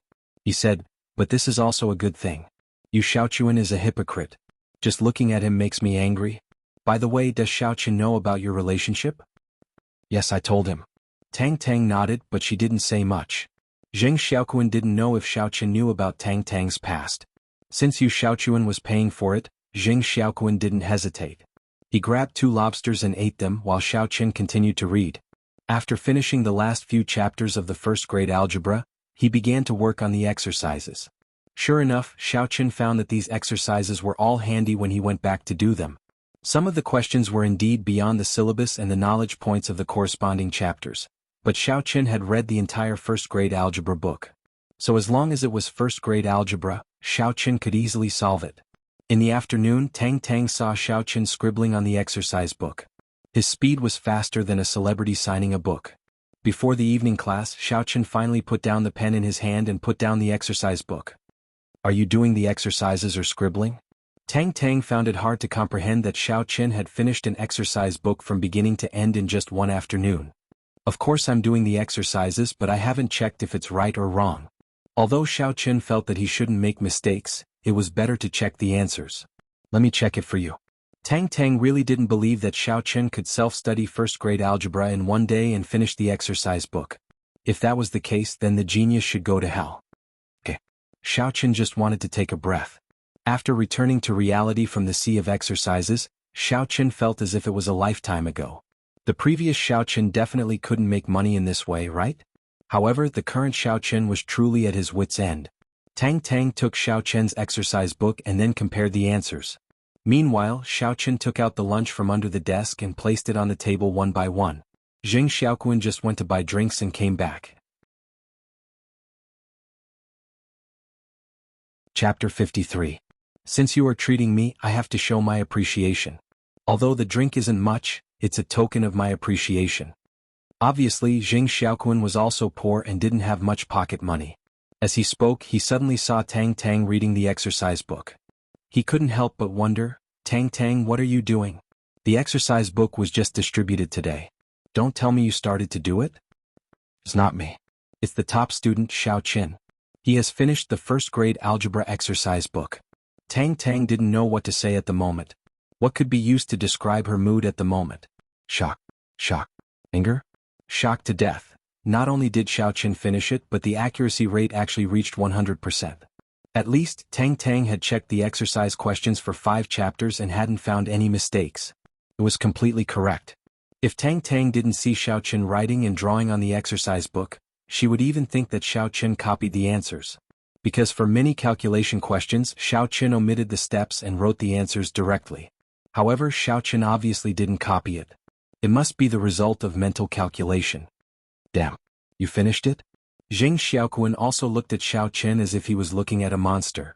"Sure enough, I said that it's not easy to enter the second high school. First, you don't have money, and second, it doesn't matter. You must rely on real talent." Xiao Chen shrugged his shoulders. He thought to himself, "True talent, my ass.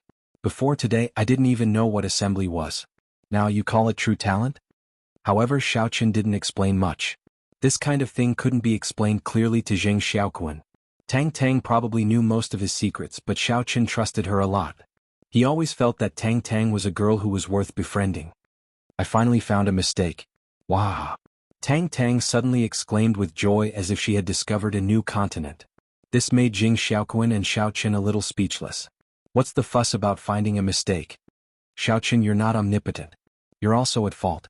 As Tang Tang spoke, she proudly pointed at the question that did not match the answer and said to Xiaoqun, "Do you need me to tell you?" All right. Xiaoqun felt a little strange. Even though he wrote these questions quickly, he had to go through 2 calculations in his head before writing the results. Logically speaking, there shouldn't be any mistakes, so Xiaoqun was not ashamed to ask. This question should be like this, like this, like this. The result will be out. How could it be wrong? The same result as yours? Tang Tang demonstrated the question to Xiaoqun, and the answer was exactly the same as Xiaoqun's, which made Tang Tang feel a little strange. I was expecting the same result. The reference answer might have been printed incorrectly, Zheng Xiaoquan said. Puff. Tang Tang was speechless. Top student Xiao, I'm convinced. Top student Xiao? This name is not very good, Xiaoqun said with a bitter face. What? Tang Tang felt a little strange. I've been reading a biography recently. It's called Campus Belle's Bodyguard. There's a character called Xiao Wangba, who was abused, Xiaoqun said. #yen%. Asterisk. Tang Tang didn't know what to say. Xiaoqun was already like this and he still had time to read those entertainment novels and biographies? However, Tang Tang finally saw what a genius was today. Compared with a genius, there was still a gap between a top student and a genius. One was born and the other was acquired through hard work. They directly lost at the starting line. Zheng Xiaoquan didn't know the details of Xiaoqun. Although he was shocked, he was not too surprised. In his understanding, if Xiaoqun was not a top student, how could he enter the second high school? Cheng Minjing looked at Xiaoqun, Tang Tang and Zheng Xiaoquan eating. She was very unhappy. Don't you know that I'm also very hungry? Bebe, let's eat too. Cheng Minjing didn't want to leave the food she bought at noon for the evening. She planned to finish it now. In fact, before the evening self-study session, most students simply ate some biscuits or instant noodles. Few people would open their lunchboxes and gorge themselves like Xiaoqun. Cousin Minjing, aren't these your dinner? Jean Bebe was stunned. They've been brought forward.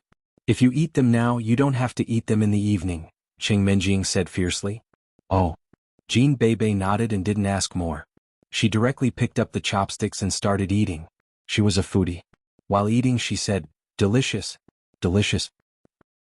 Cheng Minjing looked at Jean Bebe, who was gorging herself. For some reason, she didn't have much appetite. It seemed that the food in front of her was not as delicious as the instant noodles made by Xiaoqun. In the blink of an eye, it was time for school to end. Xiaoqun held a pile of review materials and walked out of the classroom with Tang Tang and Zheng Xiaoquan. However, Lu Jinming and Skinny Monkey-like did not leave. After Cheng Minjing left, they slowly stood up leisurely. Lu Jinming glanced at Skinny Monkey-like and asked, "Is everything done?" Skinny Monkey-like nodded and said, "Okay. We asked the people from the repair factory to fix it. They are absolutely professional. We won't find any problems in a short time. Let's go. It's our chance to show off." Lu Jinming's plan this time was perfectly designed. Every step had been deliberated over and over again to ensure that it was carried out without any mistakes. Carrying 2 bags of review materials, Cheng Minjing and Jean Bebe got into Jean Bebe's Beetle in the parking lot. As usual, Jean Bebe was about to start the car and go home. Why didn't it start? Jean Bebe tried to start the car several times, but the car still didn't start, which made Jean Bebe a little confused. "Cousin Minjing, the car seems to be broken." Broken? How can it be broken? Is it out of gas? Cheng Minjing was slightly stunned. She didn't expect that the car would have a problem. "No, I just filled the tank with gas yesterday. It's full." Jean Bebe also looked up and down at her car in puzzlement. "Is the battery out of power?" Cheng Minjing knew something about cars, but it was the most basic knowledge. "No, the car still has power. Look, you can turn on the radio." While saying that, Jean Bebe turned on the radio. "Forget it. Let's take a taxi back." Cheng Minjing had no choice but to say that. "That's the only way. It's too late today." Let's call a 4S shop to tow the car tomorrow. Jean Bebe nodded and got out of the car with Cheng Menjing. Although the two of them had practiced internal strength since they were young, they were girls after all. Carrying a bag of review materials each, they felt it was a little heavy. Fortunately, it was not far from the school gate. However, when the two of them walked to the school gate, they were both dumbfounded at the same time. How could there be a taxi here? At the school gate, all the cars parked were the parents' cars that came to pick up students. There was no place for a taxi to park. Last time Cheng Minjing and Xiaoqin took a taxi at the school gate, it was because Xiaoqin had a fight with Ma Gangmen and missed the rush hour. Now, if they wanted to take a taxi, they could only walk 1 kilometer to avoid the cars that picked up students and call a taxi at the intersection. Otherwise, taxis rarely drove here. Walk there. Cheng Minjing was also a little helpless. They were so unlucky that their car had to break down. It's so heavy. You will die of exhaustion, won't you? Jean Bebe lowered her head and looked at her books. Then she looked at her breast. My breasts are heavy enough, but the books are even heavier. I can't walk there. Who asked you to have such big breasts? Cheng Menjing said angrily. Then what do you suggest we do? Cousin-in-law? Jean Bebe suddenly waved her hands in a direction and shouted. Xiaoqin had just parted ways with Tang Tang and Zheng Xiaoquan at the gate of the school and was about to run home when he heard a familiar voice calling him cousin-in-law. Wasn't it Jean Bebe? Xiaoqin was an awesome cultivator right now. His senses were extremely keen. He captured Jean Bebe's voice immediately. Bebe, what are you yelling for? What if somebody else hears you? Cheng Minjing was somewhat embarrassed. She covered Jean Bebe's mouth with her hand. Fortunately, it was a mess at the school gate when school was dismissed. The sounds of quarreling, laughing, cursing, and parents calling for their children were all in a mess. Nobody paid attention to what Jean Bebe shouted. If it were not for Xiao Chen's sensitivity, he probably would not have heard it at all. Xiao Chen walked close quickly. Looking at the lady and Jean Bebe who were each carrying a bag of books, he asked in confusion, "What's wrong with you? What are you doing here? You didn't drive home? Our car broke down. Help us carry it back." Cheng Minjing had been angry at Xiao Chen all day. Seeing him, she handed the bag in her hands to Xiao Chen unceremoniously. Xiao Chen smiled and took it over. Wasn't that the job of a manservant? As for carrying a bag, Xiao Chen was quite good at it. Jean Bebe gave the bag in her hands to Xiao Chen too. With a sneaky smile, she said in a low voice, "Thank you, cousin-in-law." Bebe. Cheng Minjing was so angry that she was going to kick Jean Bebe. However, Jean Bebe quickly dodged and said pitifully, "Cousin Minjing." Bebe said it in a low voice this time. Nobody else heard it. Cheng Minjing did not expect that Jean Bebe would be so unreasonable. However, what she had asked just now was what if somebody else heard it? Now that Jean Bebe had said that nobody else could hear it, what else could she do? He could only swallow his grievances in silence. With a snort, he walked in front. Jean Bebe chased after her with a smile. Xiao Chen followed her with 2 bags of books. The 3 of them walked to the intersection, only to discover that there was not a single taxi. After waiting for 10 minutes, there was still no taxi. Cheng Minjing's legs were numb, and Jean Bebe's breasts were almost falling off. Therefore, the 2 girls discussed for a while and decided to keep walking. It was not going to work out at all if they kept waiting. In fact, the taxis that passed by here had all been blocked by the gangsters that Lu Jinming hired and asked to take a detour. Although the taxi drivers were rather baffled by the request to take a detour, who was willing to argue with a bunch of gangsters who were obviously not good guys and were obviously carrying daggers and sticks. They would run as fast as they could when they ran into those gangsters. The taxi drivers were out for business. Who was willing to piss off those gangsters? By then, not only would their cars be smashed, so would their passengers. The loss outweighed the gain. It was also the reason why no taxi passed by after Cheng Minjing and Jean Bebe waited for a long time. Chapter 54. The 3 of them walked for a while. This time they came to the alley where Xiao Chen was ambushed last time. This was the road to the villa area. Although it was not the only way and they could take a detour by car, walking was the shortest way. Xiao Chen didn't know why, but when he entered the alleyway he suddenly felt uneasy. When they left yesterday, Xiao Chen did not feel anything special. Therefore, it was definitely not a psychological shadow. Then there was only one conclusion: he was in danger. Someone must be ambushing here, and it seemed that the person was coming for him. Last time, Xiao Chen found the enemy because he felt someone was following him. This time, Xiao Chen found something unusual as soon as he entered the alley. Clearly, the perception of Xiao Chen's spiritual sense had improved along with his strength. Elder Heaven Ancestor, did you feel it? Xiao Qin asked subconsciously. Yes, I felt it. But the enemy's strength is not very high, just a little bit stronger than before. Elder Heaven Ancestor's voice sounded in Xiao Qian's mind. Oh. Xiao Qian thought that Elder Heaven Ancestor said that the enemy's strength was not very high, which meant that Xiao Qian might have a chance to fight with them with his current strength. However, Elder Heaven Ancestor's words made Xiao Qian completely speechless. A little bit stronger than the last one? What level is this master at? It should be a warrior who has just reached level 4 of internal strength, just a little bit stronger than the last one, Elder Heaven Ancestor said. But if you meet him, you can only run away. Try to run away. I can run away, but what about the two in front of me? Xiao Qian smiled bitterly. At this moment, Cheng Minjing and Jin Beibei had walked into the alley. If he called for them, he would definitely alert the enemy. It would be a problem whether he could run away, let alone them. However, if he didn't ask them to run on their own, would the enemy use them as hostages to force him to submit, or hurt them directly? Although Xiao Qian didn't think that anyone would dare to make a move on the young miss of the Cheng family, he still hadn't figured out who was behind the scenes. Even if the other party made a move, the Cheng family wouldn't be able to find them, right? Therefore Xiao Qian did not dare to take the gamble. Recently, the Missy had been treating him well. Although she was a little arrogant, she was the Missy.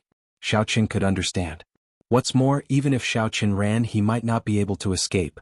Even if he had just stepped into stage 4, he still had 4 times the explosive power of an ordinary person. It would be a piece of cake for him to catch up with Xiao Qian.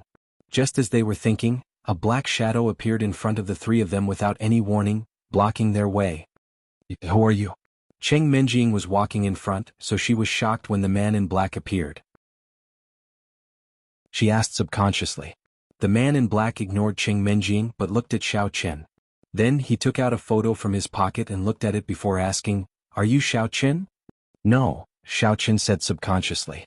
"No." The man in black was obviously stunned. He looked at Xiao Qian again and then looked at the photo in his hand. Then he frowned and suddenly said, "Are you lying to me? It's obviously you in this photo. Do you think I'm stupid and easy to fool?"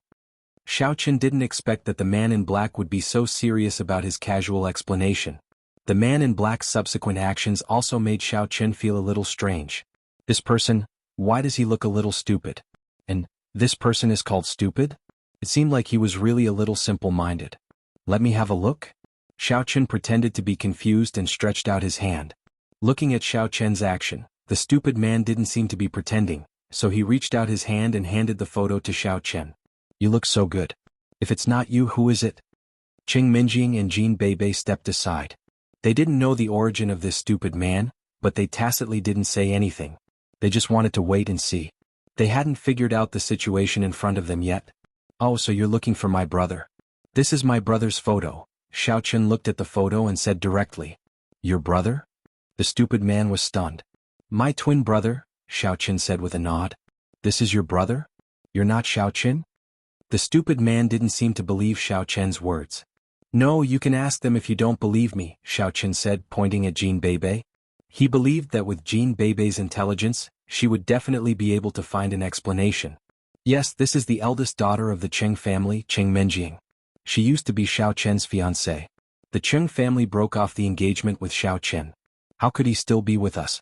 You're also a warrior, aren't you? You must have heard about the aristocratic families, haven't you? What do you think? Jin Beibei said, pointing at Cheng Minjing. Oh, the elder brother's engagement was broken off, and the younger brother took his place, right? The stupid man still had some logical thinking.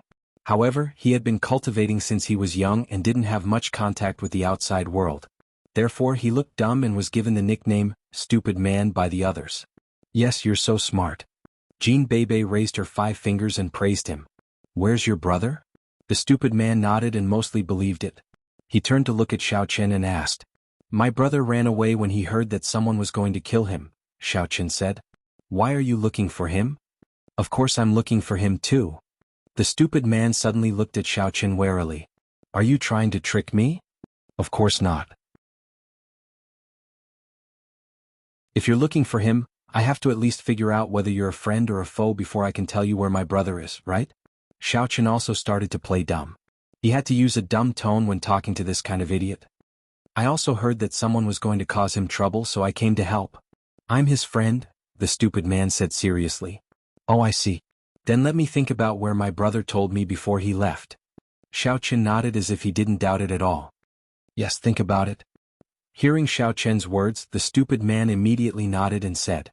His mission this time was to kill Xiao Chen. This was his first training mission after he finished his apprenticeship. Naturally, he had to complete it perfectly in order to gain the approval of his family. Xiao Chen pretended to be deep in thought, but in his heart he was secretly groaning. This blockhead could fool him for a while, but he couldn't fool him forever. When this idiot called his master behind him, he would know that he was talking nonsense. At that time he would die even more miserably. Help me carry this for a while. It's too heavy and will affect my thinking. Xiao Chen couldn't think of a solution at the moment, so he started to talk nonsense to buy time. To Xiao Chen's surprise, the stupid man nodded and agreed without thinking. He reached out to take the bag from Xiao Chen's hand and carried it. Xiao Chen thought about the countermeasures as he walked. The enemy in front of him was very tricky, especially with Qing Menjing and Jin Beibei beside him, which made him a bit nervous. In the distance, Lu Jinming, Thin Monkey, Ma Gongxua, Lei Dianfeng, and a group of gangsters were sitting behind a secluded public toilet, waiting for Qing Menjing to come over quietly. According to Lu Jinming's previous route, there was a 99% chance that Qing Menjing and Jin Beibei would take this route. Because their car was broken and they couldn't hail a taxi, so it was impossible for them to take another route. But this route was the shortest one. Besides, this empty alley was the best place for Ma Gongxua to lead those gangsters to take action. Brother Ming, isn't that Xiao Chen? Thin Monkey observed the entrance of the alley with a pair of infrared binoculars. He saw Qing Menjing and Jin Beibei walking over, followed by Xiao Chen and a man that he didn't know. Xiao Chen? Why is he here? Lu Jinming was dazed for a moment. He picked up the binoculars and looked over too. As he expected, he saw Xiao Chen here too. I don't know. I saw him give the 2 bags in his hand to the man next to him. Then Monkey said, is it possible that Jin Beibei found the books too heavy and grabbed a random man to carry them? Lu Jinming speculated. It's possible. Then Monkey nodded. After all, however smart he was, it was impossible for him to guess the relationship between Xiao Chen and Qing Menjing. In his eyes, the only possibility was Lu Jinming's speculation. The other big guy seems to be a laborer. Is it possible that Xiao Chen found another laborer because he couldn't carry them? In their eyes, Xiao Chen and Qing Menjing and Jin Beibei belonged to 2 different worlds. It was impossible for them to have any connection. Who knows? It's possible. Forget about the big guy. Xiao Chen on the other hand. There's a way to heaven, but you chose to walk into hell. I was worried that I didn't have a chance to mess with you. Now that you have come to me, I'd like to see if you are a good-for-nothing or not. A cunning smile flashed on Lu Jinming's lips. He said to Ma Gongxua, bring some men to beat the guy up later. He is the one who hurt your brother. Got it? Ma Gongxua nodded. He could save the damsel in distress and teach Xiao Chen a lesson. It was truly killing 2 birds with 1 stone. After Xiao Chen was beaten badly, he would show up again and scare Qing Menjing a bit. However, what Lu Jinming did not expect was that his words had been heard by the elder heaven ancestor inside Xiao Chen's body. Although Xiao Chen was a cultivator in the 2nd level of the refinement stage, and his senses had been improved, his hearing was still too far away to hear what he said. However, the elder heaven ancestor heard it clearly. Xiao Chen, someone is going to mess with you up ahead. Elder heaven ancestor's voice echoed next to Xiao Chen's ears. I know. What's wrong?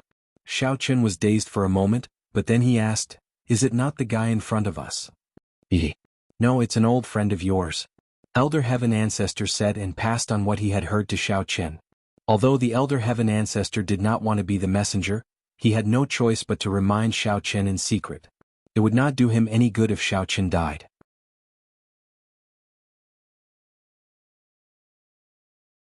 Chapter 55. What? Xiao Chen was shocked. Why is it Lu Jinming again? This guy is really haunting me. However, from what the Elder Heaven Ancestor said, Lu Jinming wasn't here for him. His target was Qing Menjing and Miss Cheng. Xiao Chen just happened to be buried with her. This made Xiao Chen feel helpless. If he wasn't here, Qing Menjing would at most be disgusted. But if he was here, he would probably be beaten up. But it doesn't matter. Those small fries are all martial artists who haven't reached stage 1. Elder Sky's words allowed Xiao Chen to heave a sigh of relief. However, Elder Sky's next words made Xiao Chen feel like vomiting blood. You just have to pay attention. There's a slightly more powerful martial artist hiding in the shadows over there. He's probably at stage 4 inner energy. #yen%. Xiao Qin didn't know what to say. There was another stage 4 martial artist. How could he live? Can we influence this idiot's thoughts and make him fight with the stage 4 inner energy martial artist who's hiding behind the scenes? I can't. You're too weak. Moreover, the situation this time is different from the last time. It's useless to affect him for a second or two. He'll probably wake up before he can rush to the hidden stage 4 inner strength martial artist. Elder Sky decisively poured a bucket of cold water on him. Let's think of another way. Xiao Qin was speechless. Think of another way? How could it be so easy to think of another way? I say, big brother, do you remember what your brother told you before he left? Think about it carefully. The blockhead was a little impatient. This was his first mission. He naturally wanted to complete it perfectly. There was no room for mistakes. I can think about it carefully, but there are a few people in front of me who don't want me to think about it. Xiao Qin suddenly thought of a plan. He spread his hands and said helplessly. Although Xiao Qin had played this kind of dog-eat-dog trick twice and it worked every time, the third time was not so fun. The first 2 times he relied on the Elder Heaven Ancestors' influence. This time he could only take one step at a time and rely on himself. Thinking of this, Xiao Qin pretended to be embarrassed and said, "Oh." The blockhead was stunned and suddenly became a little angry. Don't trick me. Where? Isn't it in front of us? Xiao Qin pointed forward. Just then, Ma Gangshan walked out of the shadows with 5 of his men. The blockhead turned his head and looked. Sure enough, there were a few people who did not look like good people walking toward him. He did not doubt how Xiao Qin found them. He thought that Xiao Qin saw them. After all, his attention was on Xiao Qin and he did not notice if there was anyone in front of him. Don't move, it's a robbery. When Ma Gangshan saw that Xiao Qin and the others had found him, he immediately shouted and did not hide anymore. The blockhead was angry. Where did this group of trash come from? They came out to rob at the most important time? Can't they see that I am asking questions? If Xiao Qian's thoughts were interrupted and he did not remember where his brother went, how could the blockhead report back? Therefore the blockhead said to Xiao Qin, "You wait. After I kill them you think about it." After saying that, blockhead rushed towards the punks from Mongang's sect. Ma Gangshan was stunned. He did not expect the blockhead to rush up first. Didn't they say that this guy was a hired laborer? Looking at this posture, isn't he a bodyguard?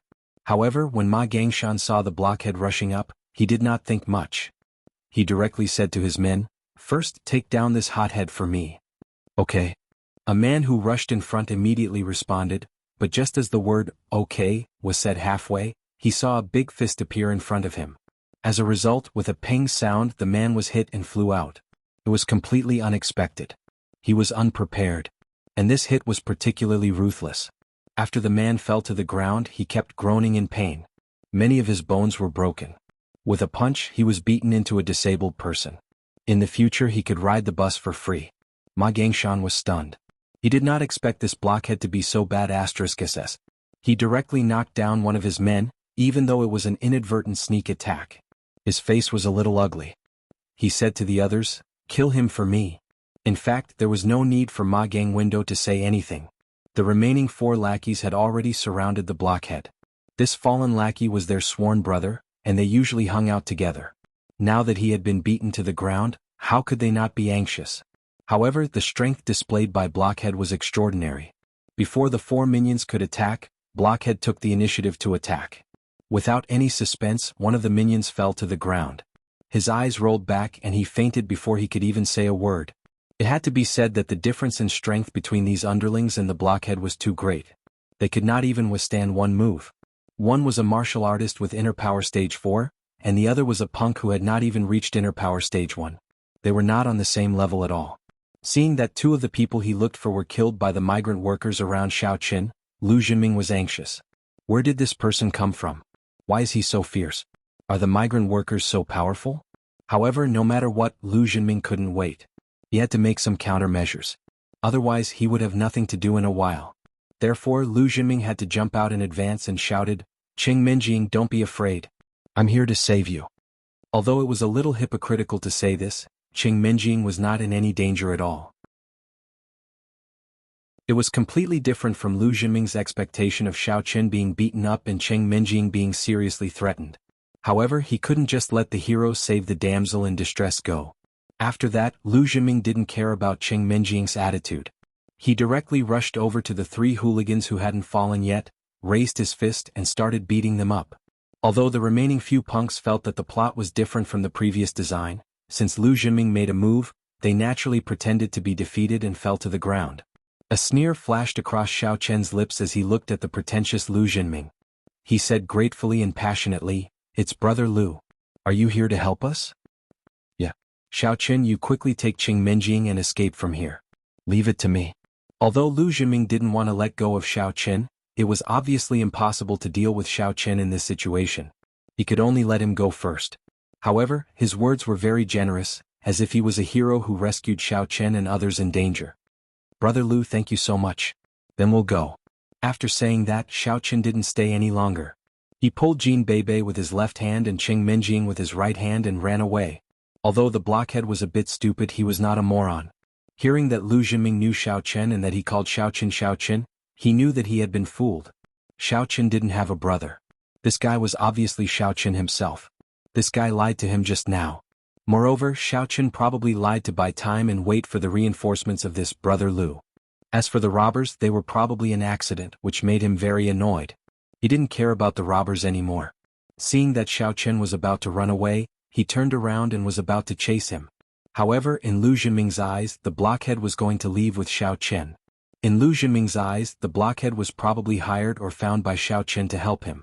He couldn't teach Xiao Chen a lesson in front of Qing Menjing, but Lu Jinming was not going to let go of the blockhead who ruined his plan. Go. He raised his hand and grabbed the blockhead's clothes before he said coldly, "Why are you in such a hurry to leave? As a robber you must be prepared to be beaten." Lu Jinming was not stupid.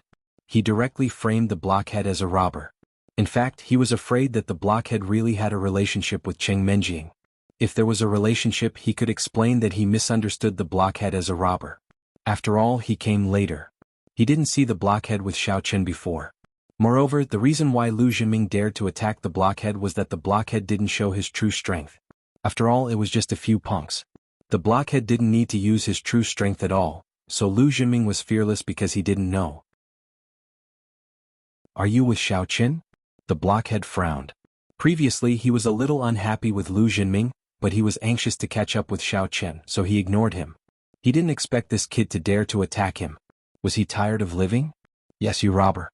Don't leave." Lu Jinming pretended that he didn't know anything and continued to frame the blockhead as a robber. However, the blockhead obviously didn't care whether Lu Jinming thought of him as a robber or not. He looked at Lu Jinming coldly and said, "Then you can die." Lu Jinming was about to laugh at the blockhead, but before the words came out, Lu Jinming broke out in a cold sweat. This was because the blockhead obviously didn't want to be entangled with Lu Jinming.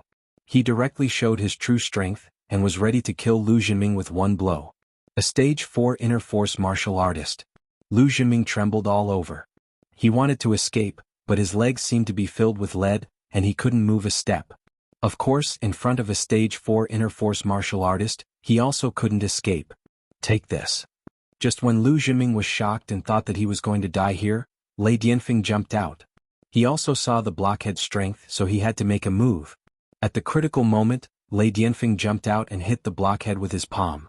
He was afraid that the blockhead would harm Lu Jinming before the blockhead took the hit, so he showed his most powerful strength, and the move he used was the most primitive, the least technical. Chapter 56. However, this could also prevent the blockhead from hurting Lu Jinming. In such a head-on fight, the blockhead had to try his best to deal with it or run away quickly. Anyway, he had no time to deal with Lu Jinming. However, obviously, the blockhead didn't expect that a warrior who was obviously not weaker than him would suddenly jump out and attack him. It was too late for him to dodge, so he had to let go of Lu Jinming and turn around to deal with Lei Dianfeng. Boom! A muffled thunder-like collision sound burst out from the center of their palms. Both of them took a few steps back at the same time. This was a head-on collision. Lei Dianfeng was afraid that Lu Jinming would be hurt by the blockhead, so he had to use all his strength. In order to protect himself, the blockhead also had to use all his strength.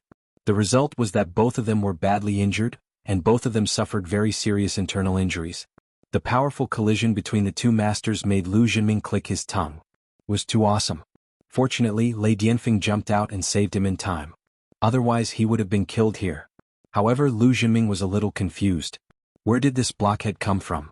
Previously, Lu Jinming thought that he was a migrant worker hired by Jin Beibei. But this was a real level 4 inner force warrior. How could it be so easy to hire him? Just now he asked if he was in cahoots with Xiao Qin. From the looks of it, this person was obviously not in cahoots with Xiao Qin. Could he be in cahoots with Cheng Menjing? Was he Cheng Menjing's bodyguard? That was possible. Thinking that he had offended Cheng Menjing's bodyguard for no reason, Lu Jinming felt a burst of anger. It was really a bad start. Not only did he not get the effect of a hero saving the beauty, but he also offended someone. After spitting out a mouthful of blood, Lei Dianfeng looked at the blockhead coldly and asked, "Who are you?" The blockhead was not any better. After Lei Dianfeng spat out blood, he could not help but spit out a mouthful of blood as well. However, the blockhead did not answer. Instead, he pondered for a while and turned around to run away. Lei Dianfeng hesitated for a moment and did not chase after him. He was seriously injured at the moment, and he was afraid that the blockhead would lure him away. His top priority was to send Lu Jinming back safely. Therefore, he endured the pain in his body and said to Lu Jinming, "Master Ming, let's get out of here." Okay. Lu Jinming was a little dumbfounded. Hearing Lei Dianfeng's words, he nodded hurriedly. Glancing at the hooligans lying on the ground, Lu Jinming could only helplessly say to Ma Gangshan and Skinny Monkey, "Gangshan, Skinny Monkey, carry these people back to the car and send them to the hospital. By the way, pick up the books on the ground and give them to Cheng Menjing and Jin Beibei tomorrow." "Yes, Brother Ming." Jinming and Ma Gangshan answered hurriedly. However, after glancing at the review materials scattered on the ground, Jinming asked carefully, "By the way, should we pick up Xiao Chen's materials too?" Pick them up. Although Lu Jinming did not want to pick them up, the situation was already like this. If he picked up Cheng Menjing and Jin Beibei's materials but not Xiao Chen's, he would be a good guy for nothing. He was really unlucky. Not only did he fail to save the damsel in distress, but he also became a porter for free. The previously lively alley became empty in the blink of an eye. Xiao Chen dragged Cheng Menjing and Jin Beibei and sprinted all the way back to the villa. Even though the two girls had trained since they were young and had cultivated according to the method of cultivating inner force for a period of time, they were still panting from exhaustion. "Exhausted? Xiao Chen, you be ****. Are you trying to tire me out?" Cheng Menjing held her chest and breathed heavily. My breast. My breast." They almost ran away. Holding her enormous breasts with her hands, Jin Beibei shrieked, "Brother-in-law Xiao Chen, pay for my breasts." "Beibei." Cheng Menjing turned around and glared at Jin Beibei. "Pay for her breasts at a time like this? Xiao Chen is a man. How can he pay for her breasts?" "Oh, you don't have to. He is my cousin-in-law after all," Jin Beibei said with a bitter face. "Do you believe that I will crush your breast right now?" Cheng Menjing's murderous eyes made Jin Beibei shut her mouth decisively. Naturally, Xiao Chen would not take Jin Beibei's words seriously. He knew Jin Beibei's personality very well. Also, he did not think that he would really become Jin Beibei's cousin-in-law just because Jin Beibei called him cousin-in-law a few times, unless he was an idiot. "I'm sorry to have dragged you into this." Xiao Chen looked at the young lady and Beibei, who were panting heavily, apologetically. "Xiao Chen, what's going on exactly? Who is that guy? Why is he looking for trouble with you?" Cheng Menjing calmed down and looked at Xiao Chen solemnly. "Do you need me to ask my father for an investigation?" Although the young lady's tone was a little cold and arrogant, the concerned expression on her face could not be faked, which warmed Xiao Chen's heart.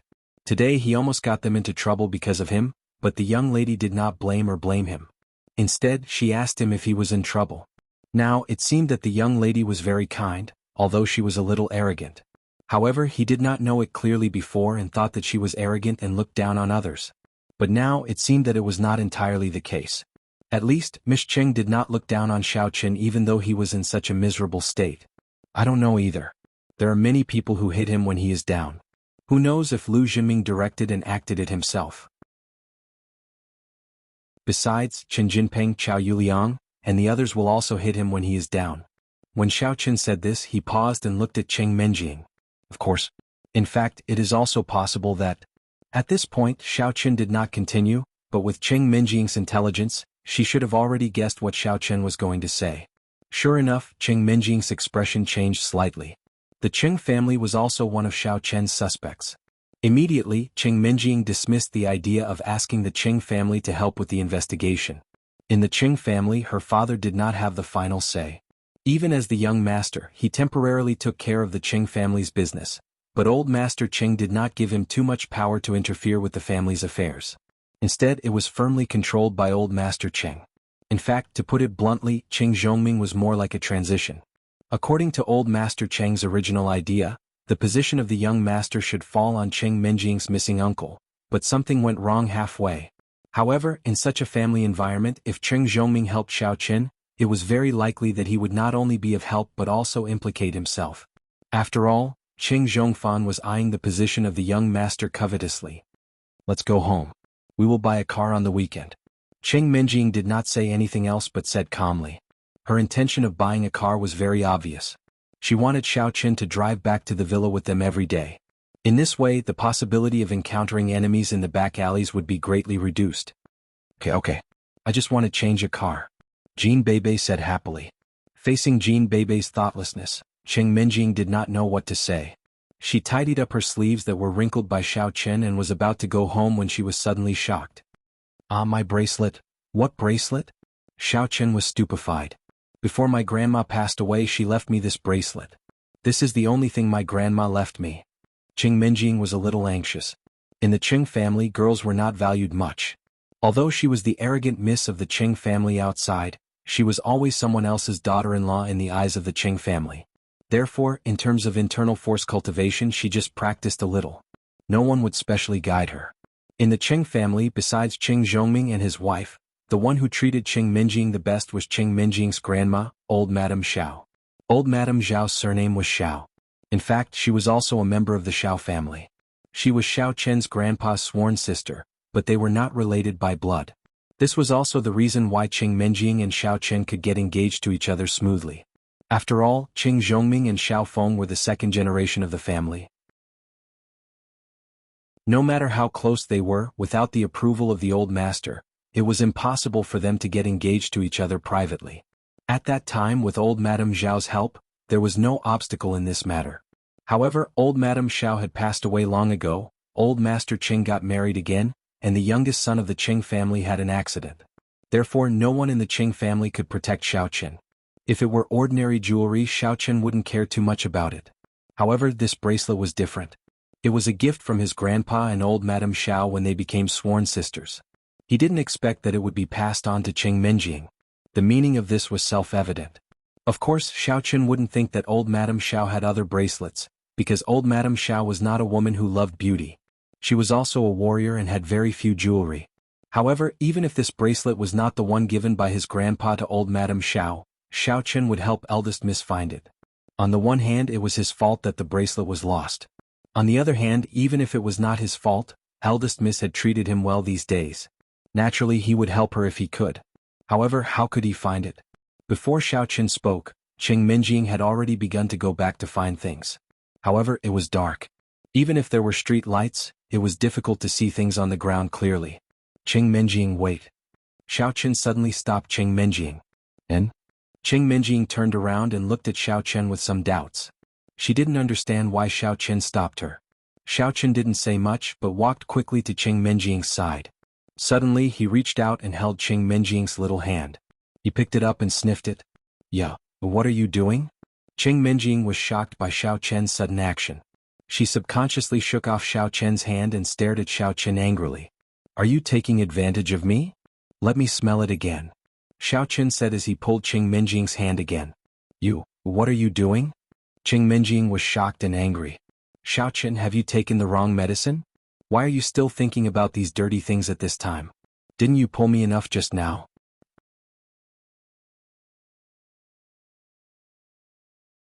Chapter 57.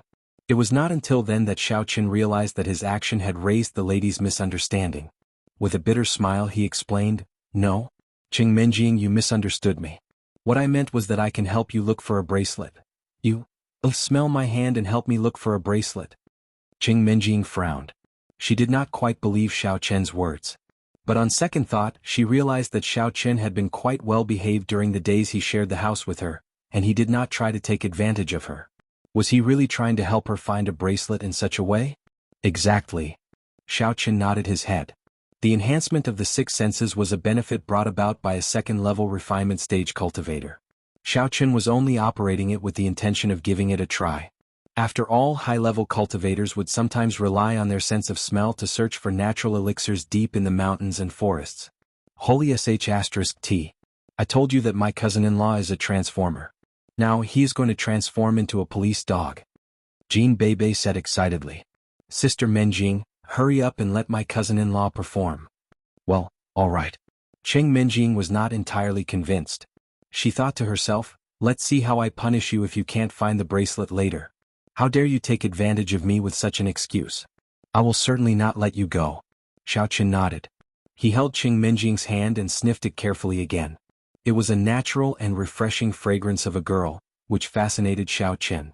However, Xiaoqin was not in the mood to enjoy it right now. If he could not find the bracelet, the lady would probably go mad. Looking at Xiaoqin's solemn face, Cheng Menjing was more or less convinced. Xiaoqin did not look like a lecher in any way. Therefore she simply allowed him to keep sniffing. After he had more or less memorized the fragrance of the lady, Xiaoqin loosened his hand. He knew when to stop. Although she smelled nice, Cheng Menjing was no longer his fiancée. Follow me. Xiaoqin walked slowly in front, but his eyes didn't look at the ground. He was relying entirely on his sense of smell. He believed that the eldest Miss bracelet had just fallen, so the smell on it had not completely dissipated. If it was within a few dozen meters, Xiaoqin might still smell it. Cheng Menjing's face was filled with suspicion, while Jin Beibei's face was filled with curiosity. The two of them followed behind Xiaoqin.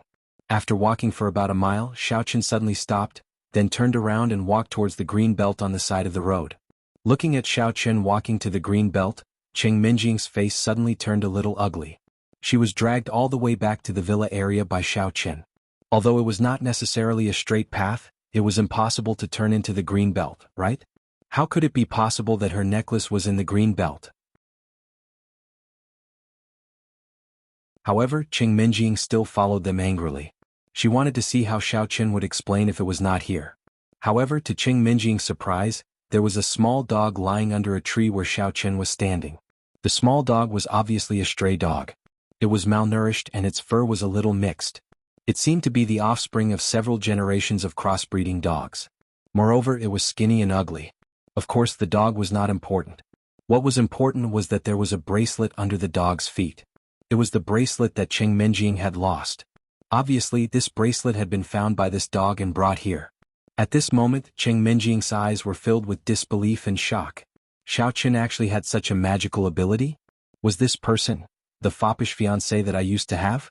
Cheng Menjing found it more and more difficult to see through Xiaoqin.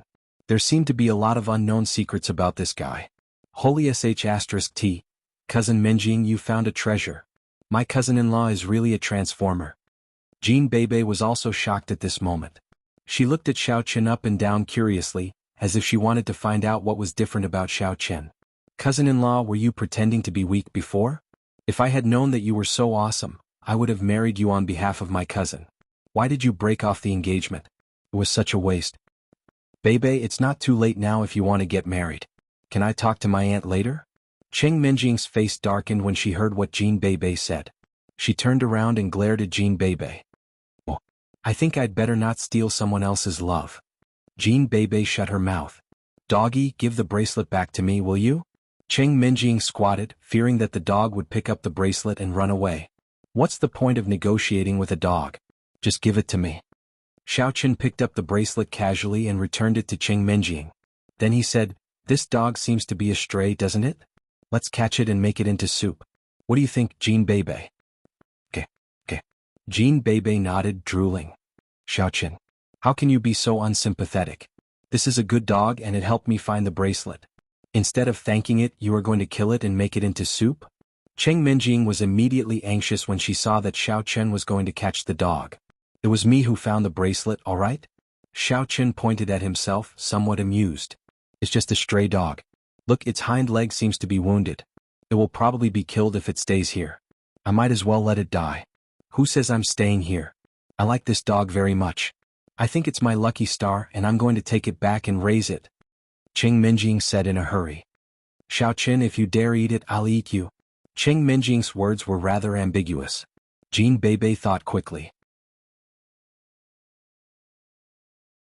Her big eyes blinked, and she looked at Cheng Minjing's alluring red lips and then at Xiao Chen's crotch. She seemed to want to say something but she did not dare to. Cheng Minjing noticed that Jean Bebe was looking at her stealthily out of the corner of her eye and knew that she was up to no good. She seemed to have thought of something herself, and her face slightly blushed. However, she pretended to be calm and said, "Xiao Chen, I'm not negotiating with you. You're my servant. Now you will hold the dog.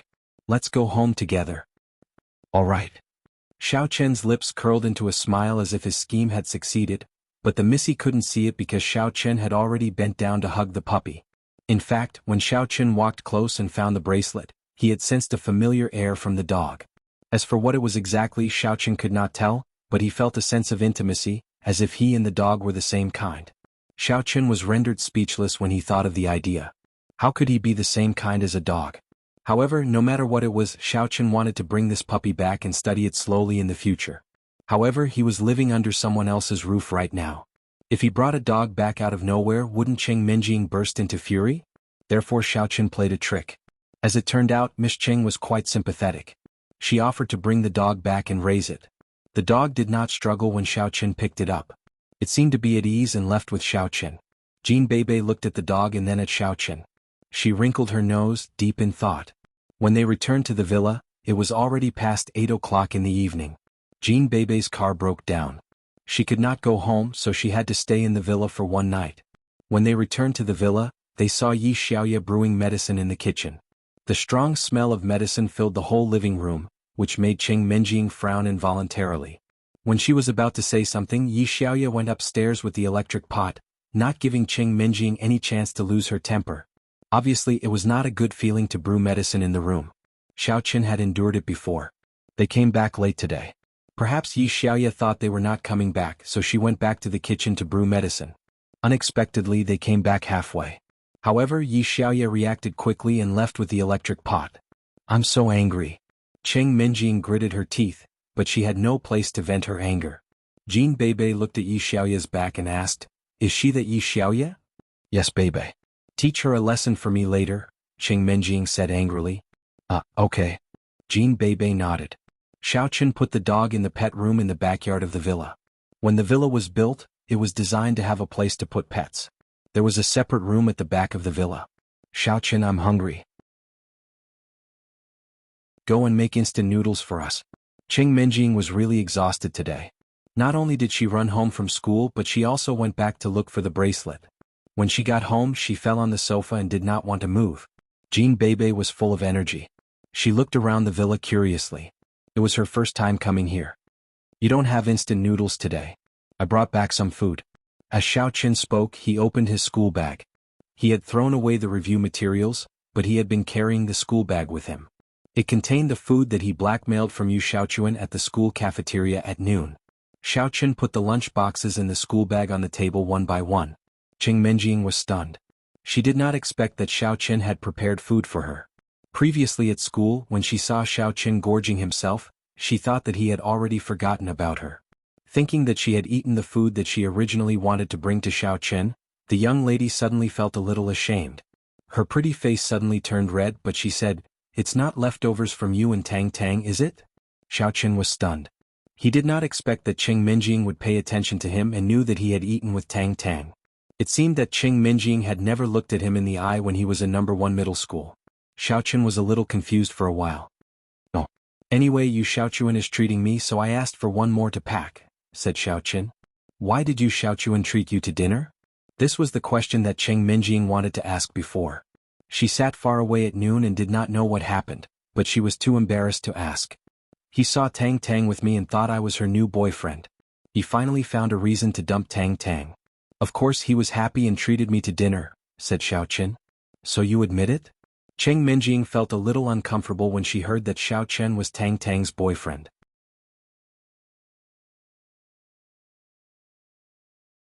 Chapter 58. Does it matter whether I admit it or not? Besides, he doesn't know me. What the young masters of the big families want is nothing more than a high-sounding excuse to maintain their dignity. Even without me, it would have been impossible for him and Tang Tang to be together. Xiao Chen shrugged. The young masters of the big families? Xiao Chen, judging from your tone, you don't seem to be one of them. Cheng Minjing was immediately amused. Me? What dignity do I have? Xiao Qin said with a bitter smile, let's not talk about that. Let's eat. Seeing that Xiao Qin did not talk much, Qing Minjing thought that she had hit Xiao Qin's soft spot. Therefore she did not say anything else. Little did she know that Xiao Qin did not care about that at all. Qing Minjing and Jin Beibei were really hungry. However, when Qing Minjing was eating, she behaved like a lady from a respectable family.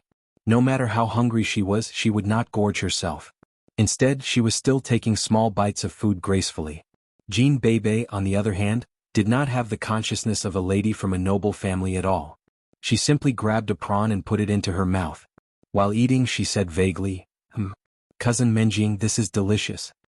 Xiao Qin's way of eating was similar to Jin Beibei's. Xiao Qin had thought that Tang Tang was bold enough when it came to eating.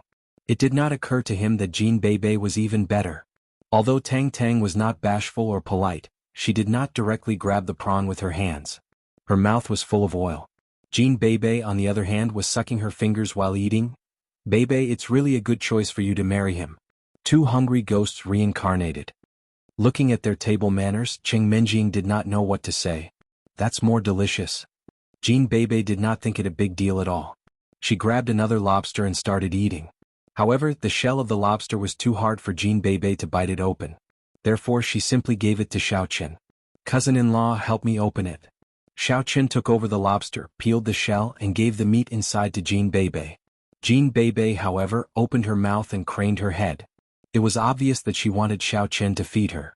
Xiao Qin did not think too much and placed the lobster into Jin Beibei's mouth. However, Qing Minjing could not stand it anymore. She coughed and said, I say Beibei, how can you be so arrogant when you're fat? Are you really going to marry Xiao Qin? Why are you showing your love in front of me? Cousin-in-law is not an outsider. What's the saying, sister-in-law is half of brother-in-law's butt? Well, my cousin-in-law is not an outsider.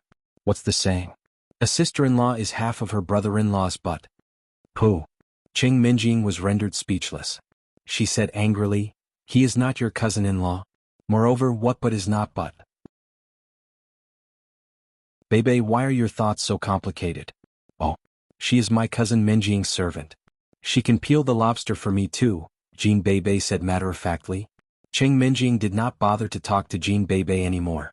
Of course, Qing Minjing did not think that Jin Beibei would fall in love with Xiao Qin either. Although the girl seemed to be crazy, she actually had high standards.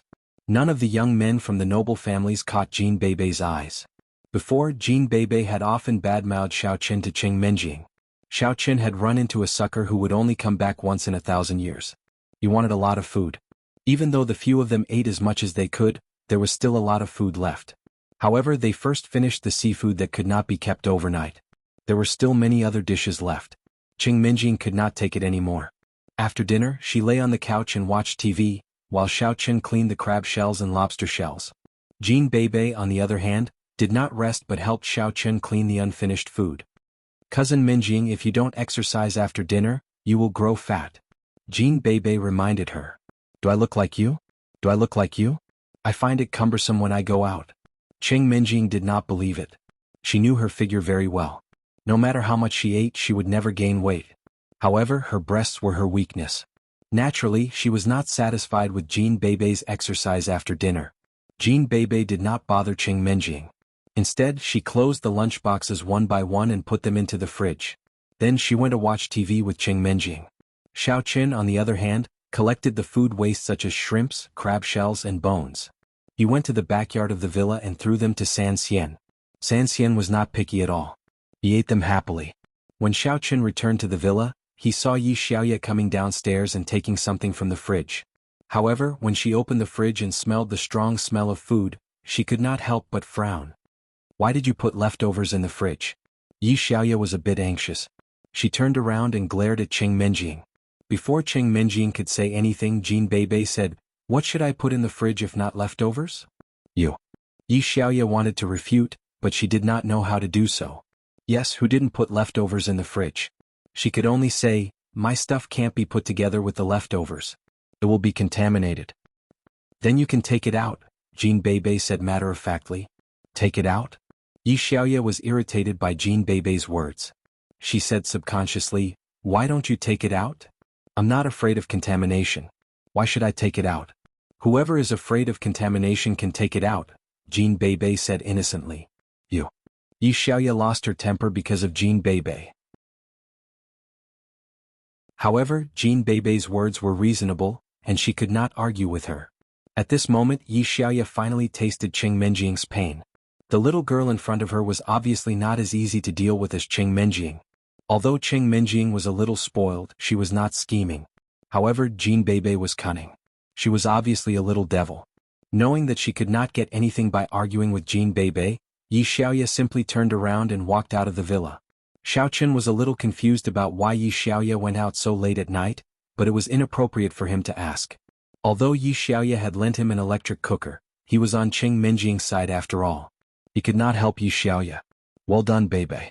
Yi Xiaoya has been defeated by you. Qing Menjing finally vented her anger. After being oppressed by Yi Xiaoya for days, she finally got her revenge. Jean Bebe just smiled and said nothing. In fact, she could tell that Yi Xiaoya was not a person who liked to socialize with others. Fortunately, she was here today. Otherwise, it would have been difficult for her to embarrass Yi Xiaoya.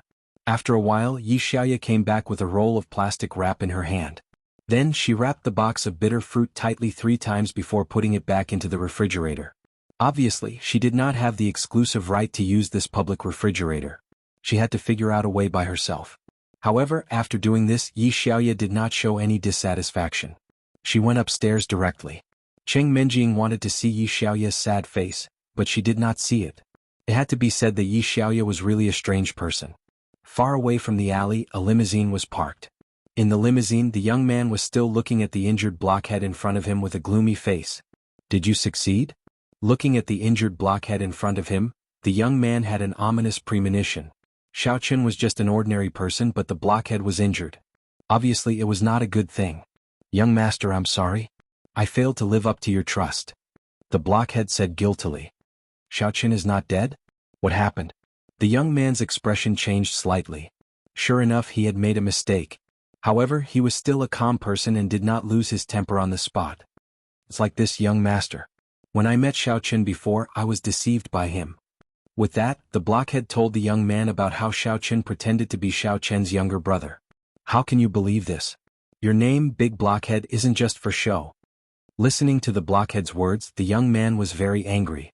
However, he also knew the blockhead's character, so there was nothing he could do. Young master, I'm sorry? The blockhead said in fear and trepidation. Forget it. Continue. Since you know that you were deceived, why didn't you do it? The young man waved his hand and motioned the blockhead to continue. After that, I was asking Xiaoqun about his brother's whereabouts when a group of hooligans suddenly appeared. Of course, these hooligans weren't experts. They weren't even martial artists at stage 1 of inner force. So, I wanted to get rid of them and then ask Xiaoqun. Blockhead continued, while I was dealing with these hooligans, someone called Brother Lu suddenly rushed out. He seemed to be Xiaoqun's classmate.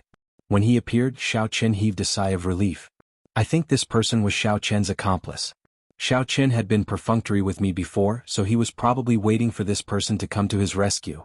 But he thought that I was in cahoots with those hoodlums. After beating up the hoodlums, he came to beat me up. Brother Lu? Lu Jinming? Such a name suddenly popped up in the young man's mind. He suddenly became furious and knocked the teacup on the small table in front of him to the ground. Lu Jinming, F***ck your mother. What does this have to do with you? Why do you always come to ruin my good things? The young man, who had always been calm, finally couldn't help but fly into a rage. But it was no wonder. The last time he sent a martial artist to kill Xiaoqun, he was killed by Lu Jinming's desperados. Now Lu Jinming jumped out again. I don't know if his name is Lu Jinming. Xiaoqun calls him Brother Lu. The blockhead said carefully. Get to the point. What happened to Lu Jinming after he came out? In fact, the young man didn't need to ask. He had already guessed in his heart that today's matter was most likely messed up by Lu Jinming's interference. Yes, Brother Lu. After Lu Jinming came out, he wanted to teach me a lesson, but he was no match for me. However, suddenly one of his powerful subordinates jumped out and fought with me. His subordinate was also a martial artist at stage 4 of inner force. His strength was comparable to mine, so we were both injured. The blockhead said.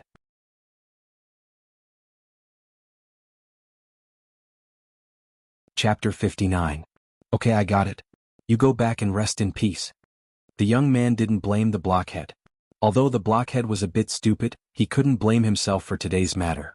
If someone was to blame, it was Lu Jinming's fault. Yes, young master. The blockhead was relieved and carefully got out of the RV. What do you think? After the blockhead left, the young man asked the butler who was sitting next to him and had not spoken. Those hooligans seemed to have appeared at random. Since Lu Jinming jumped out to beat up the hooligans, it proves that he and the hooligans are not in cahoots. Also, he mistook the blockhead for a hooligan, which also proves this point. The butler analyzed, however, this person must have been called for help by Xiao Chen. In this way, the previous incident was not a coincidence. I got it. I asked you to investigate the relationship between Lu Jinming and Xiao Chen last time. Did you find out? Asked the young man. No, young master, you also know that second high school is not in our sphere of influence. We have never paid attention to second high school before. However, according to my inquiries, Lu Jinming doesn't seem to have any relationship with Xiao Chen. Instead, there seems to be some conflict? The butler said with some doubts. Conflict? If there is conflict, why would he help Xiao Chen? Is he crazy? The young man didn't believe this rumor at all. I don't know about this. The butler shook his head and said, after Xiao Chen went to the new school, he seems to be very low-key. Almost no one knows him, so it is very difficult to inquire about him. Okay, continue to inquire, said the young man. Then, do we still carry out the next action against Xiao Chen? Asked the butler. Forget it. Let's take it slow. Let's find out about Lu Jinming first. The young man pondered for a moment and said, by the way, do you think Lu Jinming knows that these two people were sent by me? This is hard to say. If we can find out that the other party is from the Lu family can naturally find out our origin. It depends on whether the other party wants to investigate. The butler thought about it and said, you're right. The youngster nodded. The reason why he dared to attack Xiao Chen was that Xiao Chen had lost the protection of the Xiao family, and Xiao Chen himself did not have the ability to investigate who wanted to kill him. If Xiao Chen died, then he died. If the Xiao family came back to their senses and wanted to investigate, then there would be no evidence. But the Lu family was different. No matter what, Lu Jinming was the young master of the Lu family. Even if the Lu family was the weakest of the 4 great families and 5 small families, they still couldn't be underestimated. It wasn't difficult to follow the clues. In the wee hours of the morning, Xiao Chen quickly climbed out of bed, put on his clothes and rushed to the grocery store near the morning market street. Although he was ambushed last night, Xiao Chen couldn't give up eating for fear of choking. He still had to continue living. Now Xiao Chen was racing against time. As long as he won more time and improved his strength, then the pressure he faced would be easily solved. When Xiao Chen came to the grocery store, Tang Tang had just arrived. Tang Tang was a little surprised that Xiao Chen came so early. Xiao Chen, you're good. You're getting up earlier and earlier? I'm trying to make more money. Xiao Chen was really short of money. Otherwise, he wouldn't have let go of such a small amount of money. Hee, I didn't expect you to be a miser. Come and help. Tang Tang rubbed her hands and pointed to the tricycle in the yard. It was already late autumn and the weather was gradually turning cold. It was still very cold in the early morning. Since there was Xiao Chen, Tang Tang didn't touch the cold tricycle handle. Xiao Chen didn't care. He jumped on the tricycle and said to Tang Tang, why don't you get in? By the way, don't you need to tell the auntie? No, auntie can't get up so early. Tang Tang jumped on the tricycle and Xiao Chen rode to the morning street. The cold autumn wind in the morning blew on Tang Tang's face and messed up her beautiful hair. Tang Tang smiled and brushed her hair back. Looking at Xiao Chen's back, she suddenly felt very warm. It was really interesting that the abandoned sons of 2 families would come to sell breakfast together. Thinking about the life of a rich lady before, Tang Tang felt that it was very far away. Her current life made her happier, especially after she met Xiao Chen. She found that she was no longer lonely. Tang Tang knew Jing Xiaoquan's feelings, but she couldn't respond. In the past, Tang Tang had an engagement, so it was impossible for her to have anything with Jing Xiaoquan. Now, Tang Tang had become an abandoned son of her family. Even if the Zheng family had been removed from the ranks of the 4 big and 5 small families, it was impossible for them to marry an abandoned son of the Tang family whose engagement had been broken off by the Yu family. Therefore, although Tang Tang and Jing Xiaoquan were best friends, it was absolutely impossible for them to develop into lovers. But Xiao Chen was different. Xiao Chen and Tang Tang were both children of the 4 big and 5 small families. They were also abandoned sons of their families. The most important thing was that both of them were broken off their engagement. The 2 could be said to be a super match. Of course, the most important thing was that the two could get along. As soon as this thought came out, Tang Tang was shocked. Why am I thinking about this? Shaking her head, Tang Tang gave up her wild imagination. At this time, Xiaochen also rode the tricycle to the position of the morning street stall. Xiaochen was not as sentimental as Tang Tang. He was about to be killed, how could he have the mood to talk about love? Quickly taking down the equipment on the tricycle, Xiaochen began to knead the dough. Tang Tang also began to get busy. The two started a day of business just like other husband and wife. It might be because of Xiaochen's good craftsmanship. Many repeat customers who bought the youqiao yesterday and felt that it tasted good came to the youqiao stall to buy it. Those who didn't buy it yesterday also squeezed in today. For a moment, Tang Tang was so busy with weighing and collecting the money that she didn't have time to help Xiaochen. You are responsible for selling it. Xiaochen had now become a skilled worker. He was frying the youqiao in the pot and kneading the dough in his hands. He didn't delay either. The most amazing thing was that Xiaochen seemed to be able to calculate when the youqiao would be out of the pot. The time was just right. This made Tang Tang click her tongue in amazement. This guy was simply born to be a deep-fried dough stick. If this thought was heard by the elder heaven ancestor, it was unknown whether he would vomit blood. The cultivator was such a powerful high-end profession, but it actually made Tang Tang become the material for frying youqiao. Today, Tang Tang had prepared a lot of dough, but at the current speed she was afraid that the supply could not meet the demand. After only an hour, half of the noodles had been sold, and the people in the line behind did not reduce. It was estimated that in more than an hour at most, the rest of the noodles would be sold out. And now it was just 5 o'clock. Tang Tang used to sell until 7 o'clock every day. Sure enough, at a little after 6 o'clock, the noodles in Xiaochen's hands were all sold out.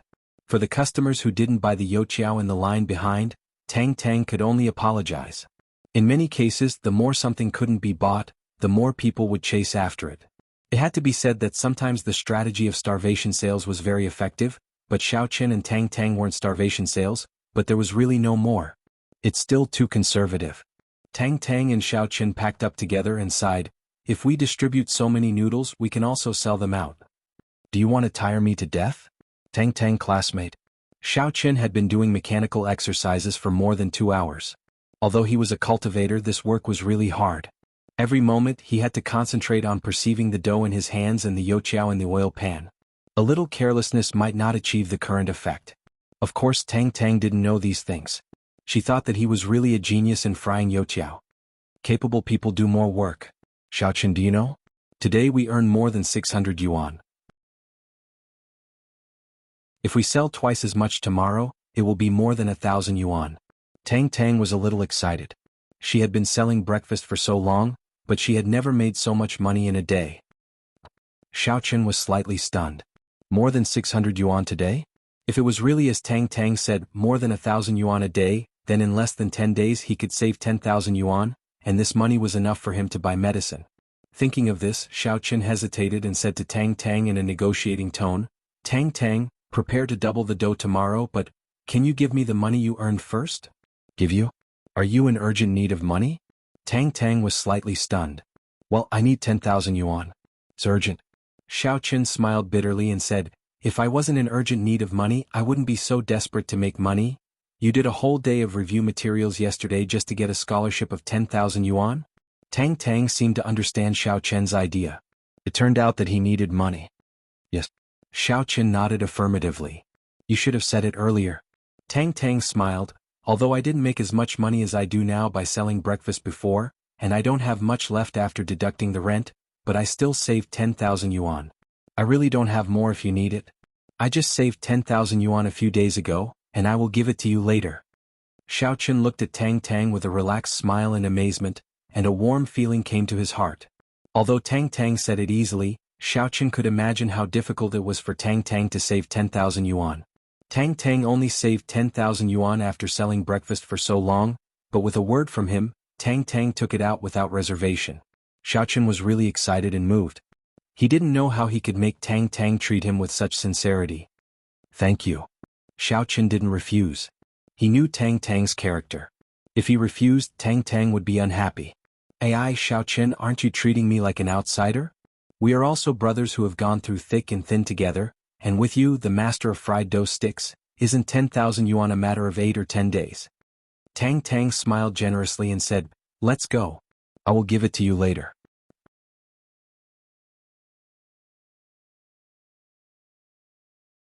Chapter 60. Xiaoqin nodded and let out a sigh of relief inwardly. Now that he had found the second set of body-refining herbs, he was one step closer to improving his strength.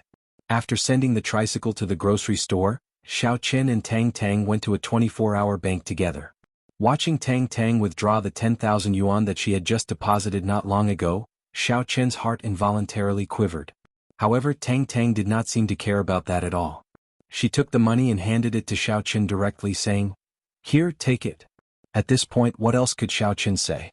He could only keep the 10,000 yuan with him. When they arrived at the school, Cheng Menjing and Jin Beibei were also there. Lu Zhiming was fawning on Cheng Menjing and returning the review materials that he had picked up yesterday to Cheng Menjing. Although Cheng Menjing did not like Lu Zhiming, she did not want to hit a smiling face. Moreover, Lu Zhiming was here to return the books. "Menjing, did anything happen to you yesterday?" In fact, Lu Zhiming wanted to get some information from Cheng Menjing and find out the background of that stupid big guy and whether he was Cheng Menjing's bodyguard. "No, what could have happened to me?" Cheng Menjing asked back. Nothing. By the way, where is the big guy who was walking with Xiaoqin?" Lu Zhiming asked casually, pretending that nothing had happened. "What big guy?" Cheng Menjing was slightly stunned. "Cousin Menjing, it's that stupid big guy, have you forgotten? He came to us to ask for directions. Since we were going the same way, he left with us. I think he saw that cousin Menjing was pretty and wanted to hit on her." Jin Beibei suddenly said. "Ask for directions? Hit on her?" This time, it was Lu Zhiming's turn to be stunned. But he was relieved too. Everything was fine as long as the guy had nothing to do with Cheng Menjing. "Yes. He asked us for directions. Then he offered to help me and cousin Menjing carry our bags. Later, when we were robbed, he tried to be a hero and save the damsel in distress." Jin Beibei said, "Cousin Menjing hates such guys the most. So, I don't have any impression on him." That explains a lot. Lu Zhiming suddenly became happy again. It turned out that Menjing of Cheng Menjing was not a fan of saving the damsel in distress. Fortunately, he failed yesterday. Now he had no regrets at all of them. Of Cheng Menjing and Cheng Menjing. As for the relationship between Cheng Menjing and Xiaoqin, Lu Zhiming did not ask at all. In Lu Zhiming's eyes, there was certainly nothing between them. Also, when Xiaoqin and Tang Tang walked into the classroom together, Lu Zhiming was even more reassured. It was obvious that Xiaoqin was interested in her. The bumpkin from the mountains could only dream about the former campus belle. After asking Slim Monkey to return Xiaoqin's review materials to him, Lu Zhiming did not even bother to talk to Xiaoqin anymore. Yesterday he had been forced to do it. Today he would not be bothered if he did not see it. With the help of the disciples of the Jin family, Jin Beibei's car was sent to the 4S shop. After the car was repaired, it was sent back. It was said that a pipe had fallen off. It was not a big problem. The day passed in an uneventful way. Xiaoqin still read the review materials for the whole day. Although breakfast was a lot of money, it was better to have one more way out.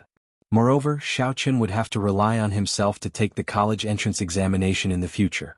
It was impossible for his family to do anything for him. In the evening after school, Cheng Menjing sent a message to Xiaoqin, asking Xiaoqin to go back with her in the car. Although the beetle was small, it was still enough for them to sit together. However, Xiaoqin was going to buy medicine in the evening. Naturally, he turned down the lady's kindness. However, Xiaoqin's concealment made Miss Cheng misunderstand. Hearing that Xiaoqin said that he had something to do after school, she could not help but glance at Tang Tang, somewhat annoyed. "Are you blind or something? I'm so lovely and youthful, and you hang out with Tang Tang all the time? You deserve to be beaten to death." After school, Cheng Menjing left with Jin Beibei first. She was quite annoyed, but her anger subsided after she got in the car. Thinking of the danger yesterday, she was a little worried. "Beibei, do you think those people last night will come to make trouble tonight?" asked Cheng Menjing. "Cousin Menjing, are you worried about brother-in-law Xiaoqin?" asked Jin Beibei with a smile. "Why should I worry about him? I'm just worried that his death will damage my reputation. The outside world will think that I'm narrow-minded and can't tolerate others. They will definitely think that I killed Xiaoqin," explained Cheng Menjing. "Oh." Jin Beibei nodded. "What do you mean by, oh?" Hearing Jin Beibei's answer, Cheng Menjing felt that Jin Beibei was asking for a beating. "I just got it," said Jin Beibei. "If you got it, why don't you follow Xiaoqin and see what he's doing?" ordered Qing Minjing helplessly. Okay. Jean Beibei started the car and happened to see Xiao Qin, Tang Tang, and Jing Xiaoquan walking out of the school together. However, to Qing Minjing's surprise, Xiao Qin parted ways with Tang Tang and Jing Xiaoquan at the gate of the school and didn't go with them. That made the young mistress, who had been a little resentful, feel a little happier. Xiao Qin didn't dare to take any side roads today. He would rather take a detour and take the main street. At least, it would be safer if there were more people on the main street. Of course, if the people who were going to deal with him were not afraid of being affected, they could also deal with him on the main street. But Xiao Qin just wanted to make him feel at ease. However, Xiao Qin didn't go far when he was slightly shocked. It seemed that he was being followed again. Xiao Qin didn't look back, but his enhanced senses made Xiao Qin feel that he was being followed. Am I so unlucky? Did the blockhead from yesterday come again? After all, the two martial artists died together when he was in danger for the first time, so Xiao Qin was temporarily safe. But yesterday the blockhead didn't die, so it was reasonable for him to come again today. Xiao Qin was so anxious that cold sweat appeared on his forehead. Suddenly, he heard the familiar teasing voice of Elder Heaven Ancestor. Xiao Qin, you seem very nervous. Nonsense. I'm being followed. How can I not be nervous? Don't tell me you didn't notice it, said Xiao Qin with a bitter smile. You don't say. I really didn't notice it. Except for your goddess, I didn't notice anyone else, said the Elder Heaven Ancestor mockingly. Goddess? Xiao Qin was stunned. What goddess? Your fiancée Qing Minjing. Oh, I'm sorry. Now she's your mistress, Miss Qing, said the Elder Heaven Ancestor. Qing Minjing? Xiao Qin turned his head in surprise. Sure enough, not far away, a red beetle was slowly driving. Xiao Qin was surprised and silent. He didn't know why. When he was in the Xiao family, Xiao Qin didn't feel that he had any friends who cared about him except for Zhuing Xiong. But after he was expelled from the Xiao family and lost his power, there were so many people who were good to him. Tang Tang, Qing Minjing, Xiao Qin remembered them. Although Miss Qing was always a proud princess, Xiao Qin often saw her kind and warm side after he had been in contact with her for a long time. As for Qing Minjing and Jean Beibei, Xiao Qin didn't intend to expose them. Xiao Qin didn't want them to know that he went to buy medicine because he wanted to keep it a secret.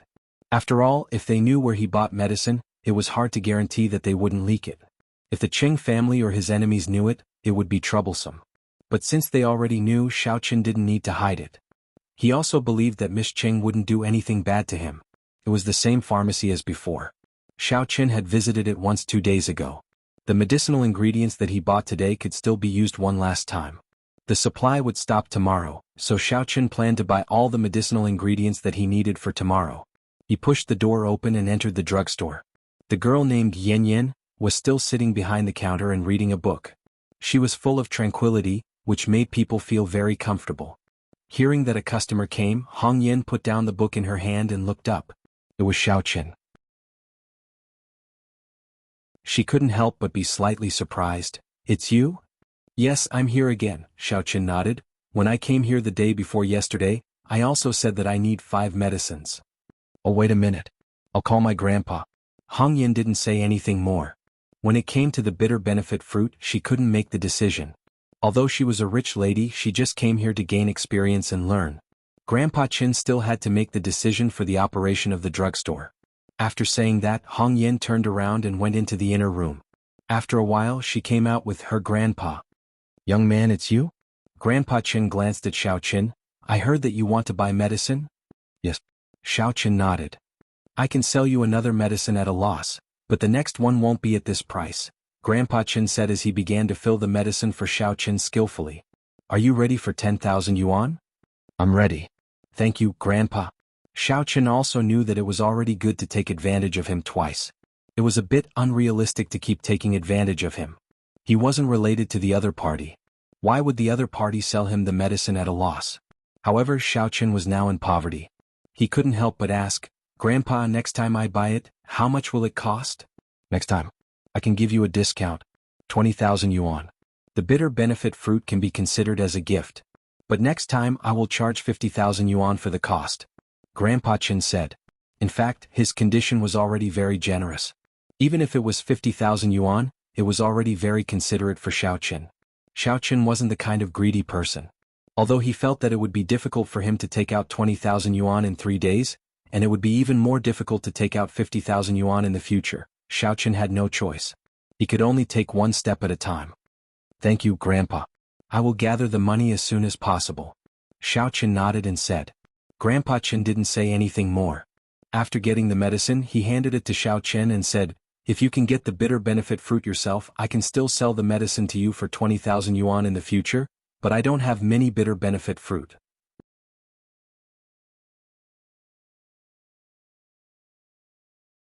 Chapter 61. I see. Xiaochen smiled bitterly. He had many bitter fruits in his house, but they were not his. They belonged to Yi Xiaoya. Xiaochen did not expect to get the bitter fruit from Yi Xiaoya, nor did he intend to steal it. Although Yi Xiaoya had a cold personality, she was a good person. After all, Xiaochen hadn't even returned her the electric cooker he borrowed from her. After paying the money, Xiaochen carefully put away the medicinal materials and left the pharmacy. Grandpa Chen, this man is so strange. Hong Yin said while looking at Xiaochen's back. Yes, I also feel strange. The person who needs the bitter fruit should not be here.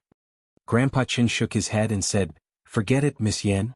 Remember, we're doing business. As for what others buy and what they do, it is not our business. Yes, Grandpa Chen. Hong Yin nodded quickly. Qing Minjing watched Xiaochen walk out of the pharmacy. She did not know what he bought, but she guessed that it had something to do with the medicinal materials Xiaochen brewed before. It should be something similar. Xiaochen walked in front, while Qing Minjing and Jin Beibei followed him. Before long, Xiaochen heard Elder Heaven Ancestor's voice. Xiaochen, this time, you are really being watched. What? Xiaochen's heart skipped a beat. Was he really targeted? But why didn't he feel it? However, Xiaochen did not think that Elder Heaven Ancestor would lie to him about this. Although his master, Elder Heaven Ancestor, sometimes made some jokes for the sake of his elders, he would never make irresponsible remarks about such important matters. It's normal that you can't feel a warrior at LV7 internal strength. Elder Heaven Ancestor's words made Xiaochen stagger and almost fall to the ground. 7th floor? Yesterday there was a 4th-layer martial artist, and Xiaochen was already unable to deal with him. Today there was a 7th-layer martial artist. How was he going to live? I can't sense any killing intent from this person. He's different from the others. Elder Heaven Ancestor's words continued ringing in Xiaochen's ears. In fact, I saw this person this morning. He even went to your stall to buy youtiao. At first, I thought it was a coincidence. After all, an inner force stage 7 martial artist is also a human and needs to eat. But now it seems that it is not a coincidence. This person seems to be following you. Following me? No killing intent? Then why is he following me? Xiaochen was slightly stunned and a little puzzled. According to what the Elder Heaven Ancestor said, this person had the opportunity to attack him in the morning. Whether he ran to the grocery store alone in the early morning or packed up the stall with Tang Tang and went back to school, it was inevitable that they would pass through a lot of deserted streets. That was the best time to attack. There was no need to wait until now. How would I know? Do you think that cultivators are so powerful that they can see through other people's thoughts? Elder Heaven Ancestor said grumpily, besides, I can't use my strength at all. Okay. Xiaochen could only bite the bullet and nodded, continuing to walk in the direction of the villa area. He entered the pharmacy. Elder Heaven Ancestor's next words made Xiaochen's heart tremble. This person went to the pharmacy? Why did he go to the pharmacy? However, Xiaochen knew that even if that person went to the pharmacy and asked the Elder Heaven Ancestor, it would be useless. Now that the person had gone far away with the Elder Heaven Ancestor's perception, he may not be able to hear their conversation in the pharmacy. He could only ask Hong Yin or the grandpa tomorrow. The person who entered the pharmacy was actually 2 people, not 1. However, next to the stage 7 inner force martial artist was a man with sunglasses. This guy was only a stage 1 inner force martial artist. His strength was low, so he was automatically ignored by the Elder Heaven Ancestor. This kind of stage 1 inner force martial artist had no combat ability in front of Xiaochen. Brother Fan, please. The man with sunglasses opened the door for the stage 7 inner force martial artist and made a gesture to invite him in. The stage 7 inner force martial artist called Brother Fan nodded and walked into the pharmacy. This Brother Fan was the Cheng family's Cheng Zhongfan, Cheng Zhongming's second brother, and Cheng Minjing's second uncle. Sirs, what kind of medicine would you like to buy? Hong Yin saw that there were customers, so she put down the book in her hand and asked politely, Little girl, I want to ask you something. Cheng Zhongfan looked at Hong Yin and felt a little strange. He was shocked by this girl's temperament. How could there be such a beautiful and refined girl in a street pharmacy like this? However, Qing Zhongfan pursued the power of the family head, not beauty. For these things that would harm the body and affect the cultivation, Qing Zhongfan was still very restrained, and he didn't want to go further with this girl. What is it? Hong Yin nodded and asked. There was a young man who came to buy medicine just now, right? Help me get the same medicine. Qing Zhongfan said. Hong Yin was slightly startled. She didn't know where Qing Zhongfan came from. However, on the surface she remained calm and said, Please wait a moment. I'll call my grandfather over. My grandfather was the one who bought the herbs. Okay. Qing Zhongfan nodded politely. Hong Yin entered the inner room and didn't say much. She just told Grandpa Qin that someone came and wanted to buy the same medicine as Xiao Qin. The inner room of the pharmacy was not far from the outer room. If Qing Zhongfan's ears and eyes were good, he should be able to hear it.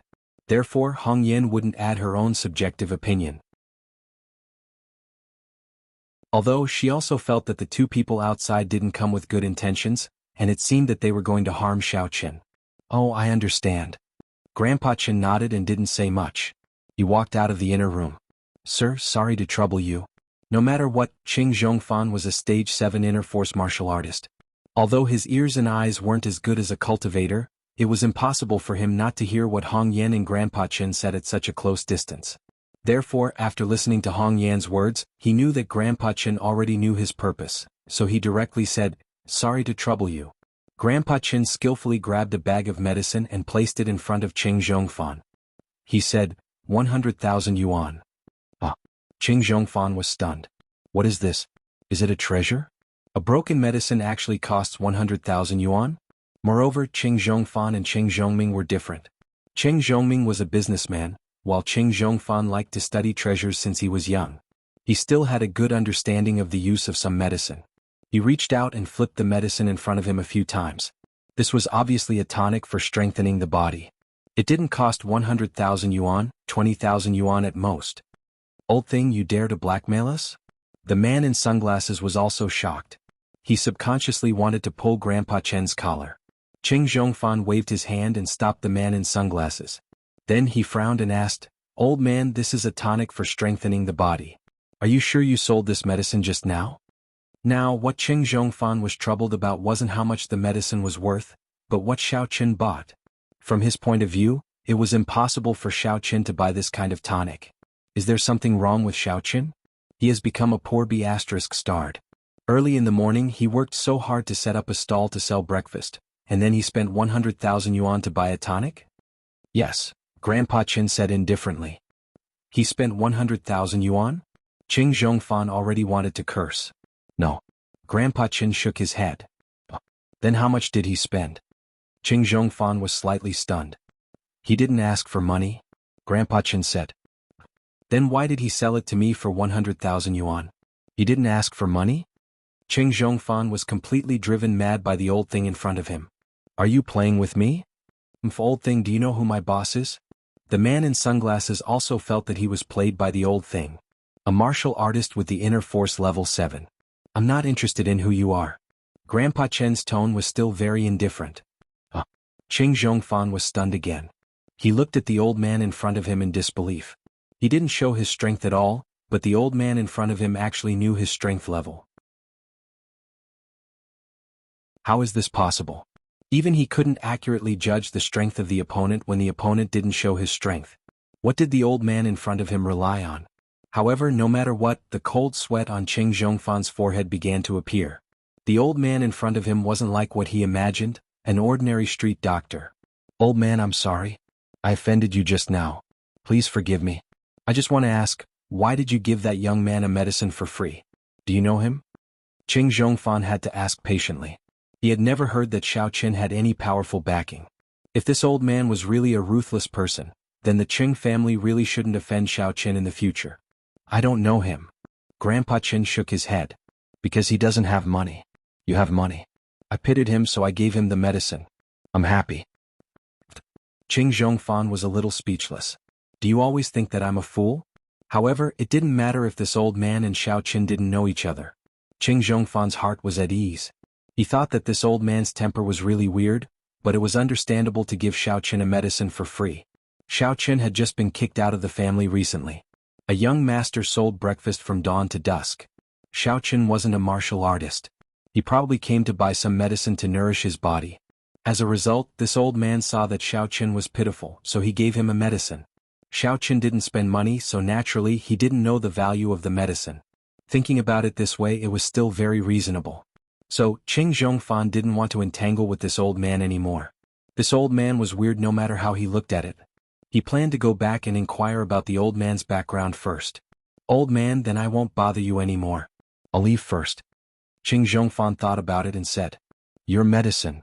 Grandpa Qin pointed to the medicine on the counter and reminded, This medicine, I don't want it.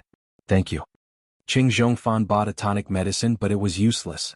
He was already a martial artist with inner force stage 7. His body was very strong.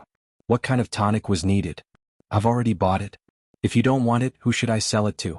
Could it be that you want to renege on your debt? Grandpa Chen's face was slightly cold.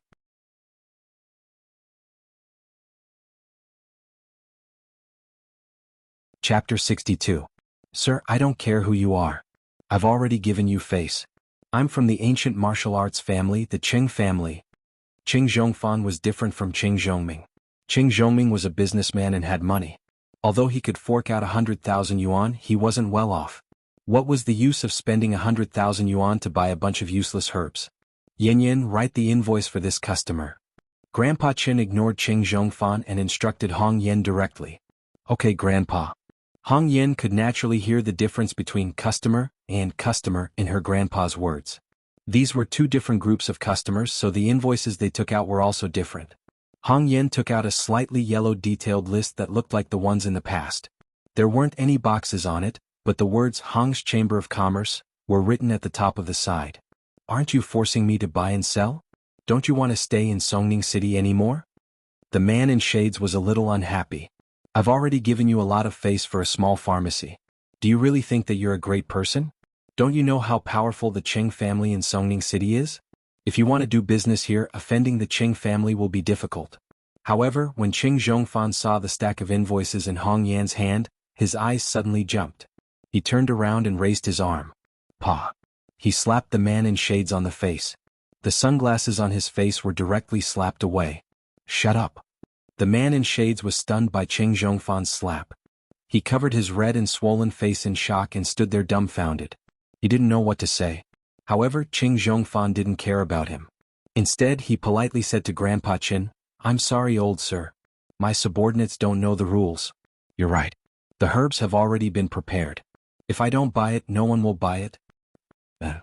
Grandpa Qin naturally knew why Qing Zhongfan changed so much. However, he wasn't surprised. He only snorted coldly to express that he understood. Aren't you going to take the money? This medicine is just right for you to nourish your brain. Don't you know what's good for you? Qing Zhongfan shouted at the man in shades. Yes, yes. The man in shades quickly took out a bank card from his pocket and carefully handed it to Hong Yin. Hong Yin swiped the card and let the man in shades enter the password.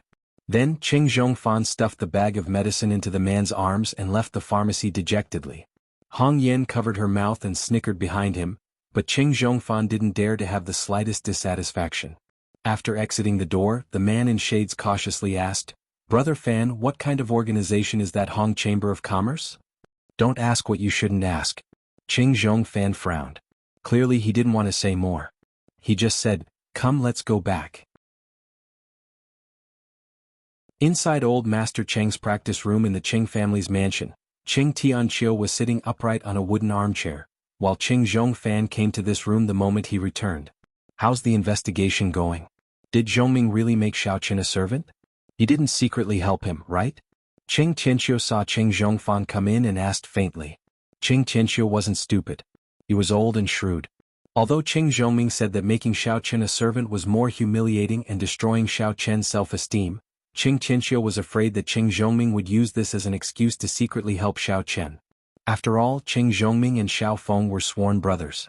The relationship between the two was very deep, and Qing Zhongming was a person who valued loyalty.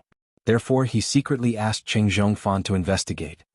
Father, according to my investigation, Xiaoqian is really miserable now, and there is no sign that eldest brother is secretly helping him.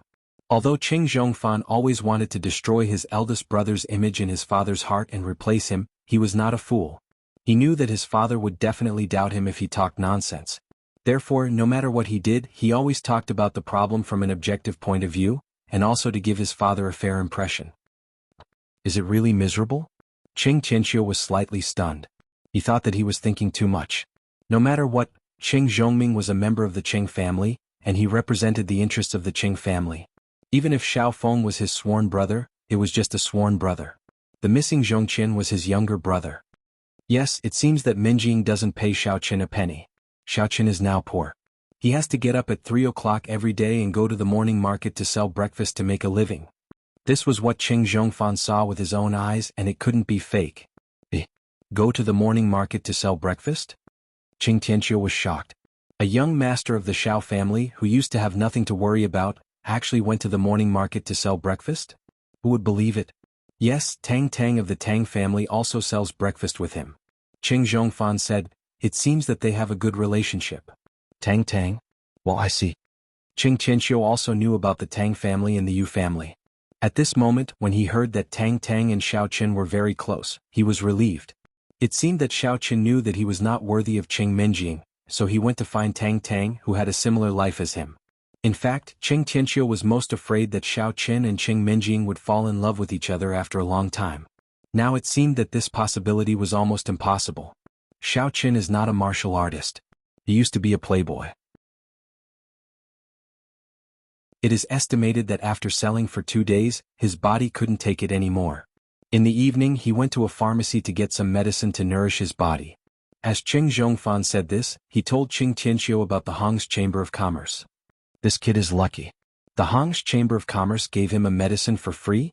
Qing Tianqiu shook his head after listening. What the Hong's Chamber of Commerce did was not something that the Qing family could interfere with. For martial artists, there were 2 mysterious organizations that could not be shaken by a single family.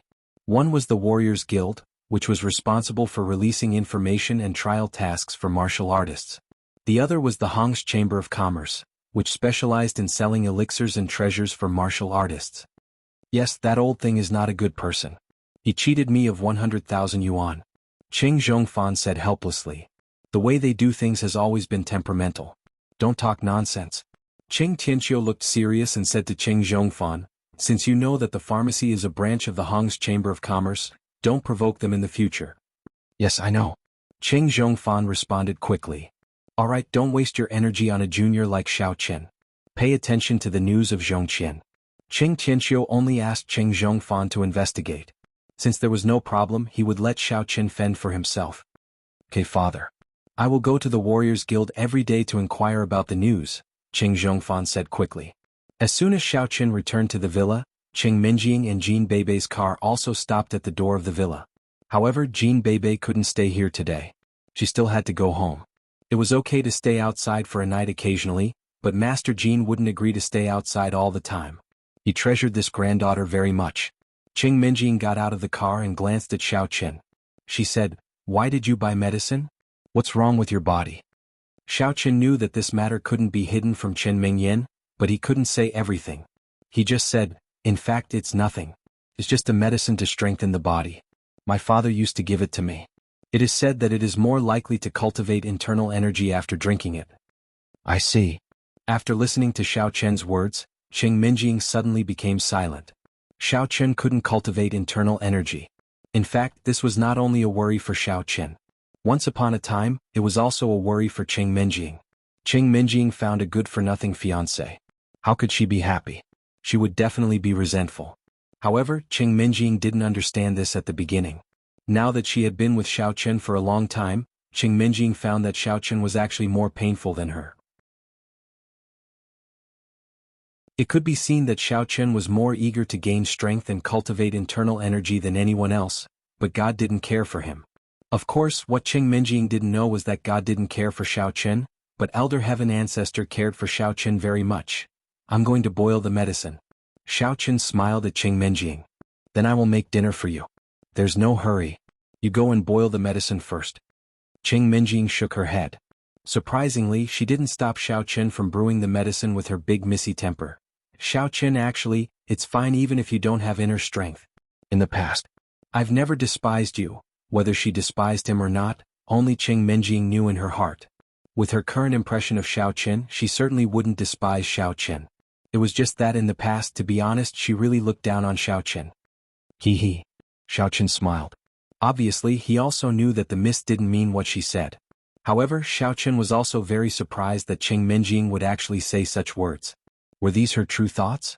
Shaking his head, Xiao Qin returned to the room.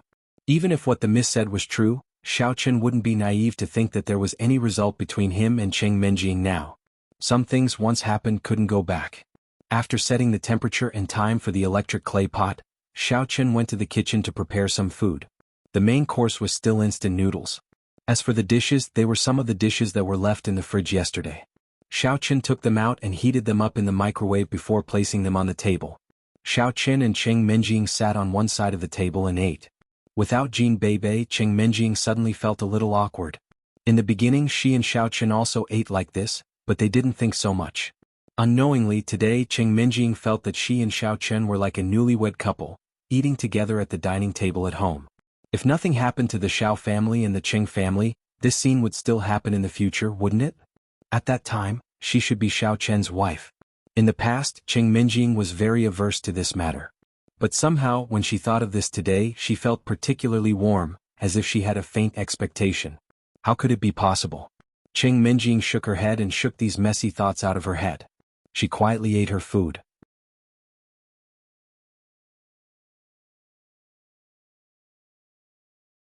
Chapter 63.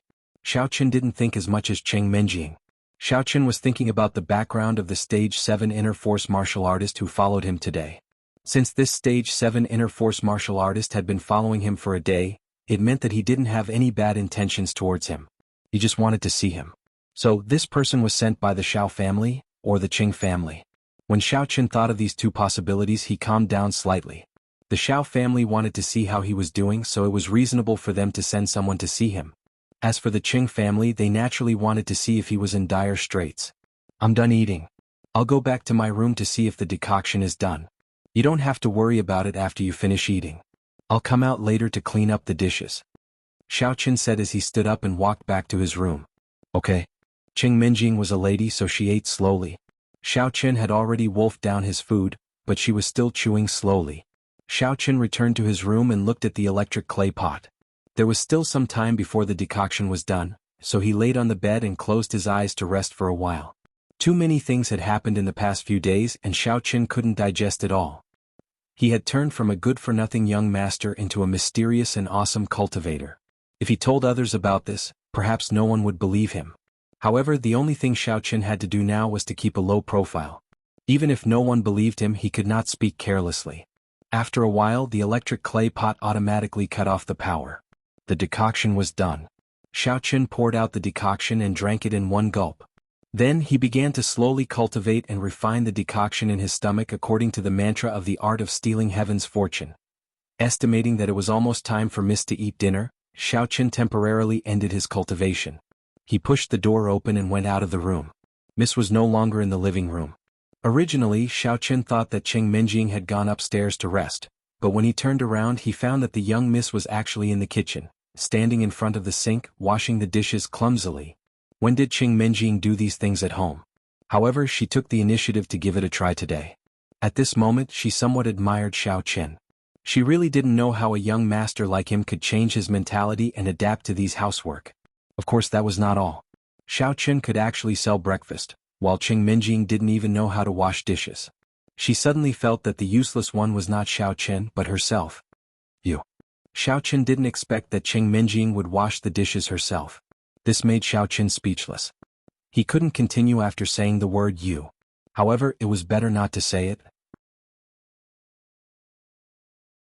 Once he said it, the young miss, who was already a little flustered, was shocked. The hand that was holding the porcelain bowl trembled, and the porcelain bowl fell directly from her hand. With a clang sound, it fell to the ground and suddenly broke into pieces. Coincidentally, a piece of the explosion directly hit her smooth foot, and suddenly blood flowed. Ah, my foot! Qing Minjing screamed. Looking at her bleeding foot, she was a little scared and screamed, Xiao Qin, are you a ghost? You scared me to death without a sound. I'm sorry. Xiao Qin suddenly had a headache.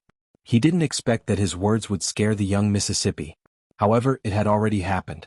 Xiao Chen could only bite the bullet and apologize, although he didn't think that he had done anything wrong. What's the use of apologizing? My foot is already broken. Cheng Minjing wasn't that weak. After all, she was the young miss of an ancient martial arts family. She had suffered since she was a child. She was just shocked by the blood on her foot. She wasn't afraid of pain, but she was afraid of blood. Sorry, let me help you get the medicine box. After Xiao Chen finished speaking, he was slightly stunned. He and the young miss had just moved to the villa for a few days. They didn't prepare the medicine box. Where could I get the medicine box? Thinking of this, Xiao Chen had no choice but to go upstairs to find Yi Xiaoya. He hoped that she had something like a hemostatic medicine. On the second floor of the villa, Xiao Chen had never gone up except for the first time when he helped the young miss carry her things. He came to the second floor and knocked on the door of Yi Xiaoya's room. Who is it? Soon Yi Xiaoya's voice came from the room. It seemed that Yi Xiaoya was at home, but she didn't go downstairs before. It's me, Xiao Chen, said Xiao Chen.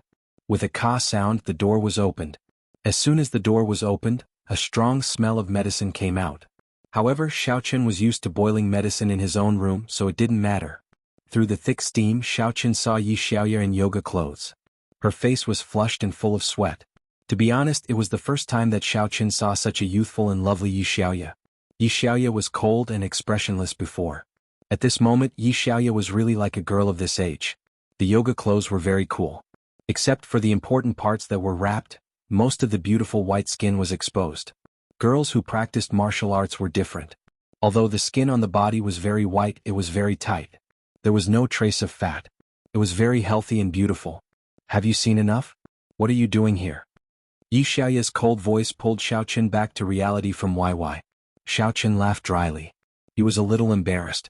Oh, do you have a first aid kit or medicine to stop the bleeding? No.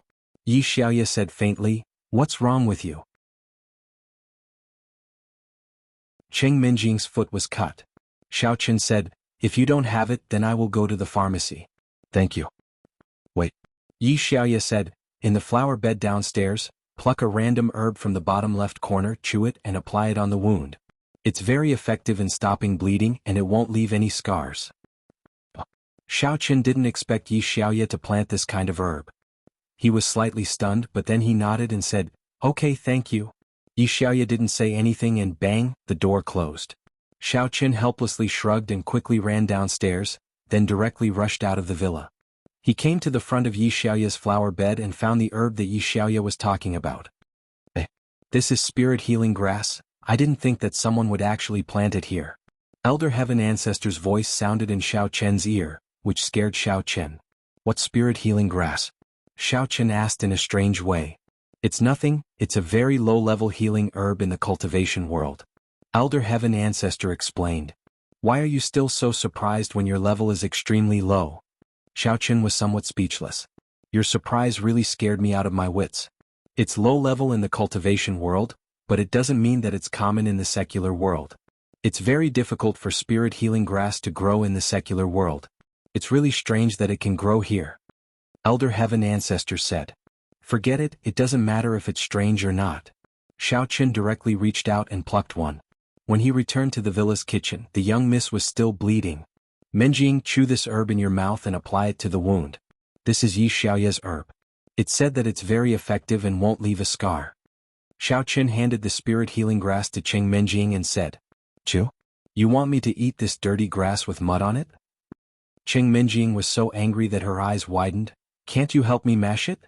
Xiao Chen was about to agree when he heard Elder Heaven Ancestor's voice. Xiao Chen, don't waste your time. It's useless to mash it. The spirit healing grass needs saliva to be effective. Minjing, this herb needs to be chewed. It's only effective with saliva, Xiao Chen explained. Ah. Cheng Minjing was stunned. She didn't know that there was such a saying. How come she had never heard of it?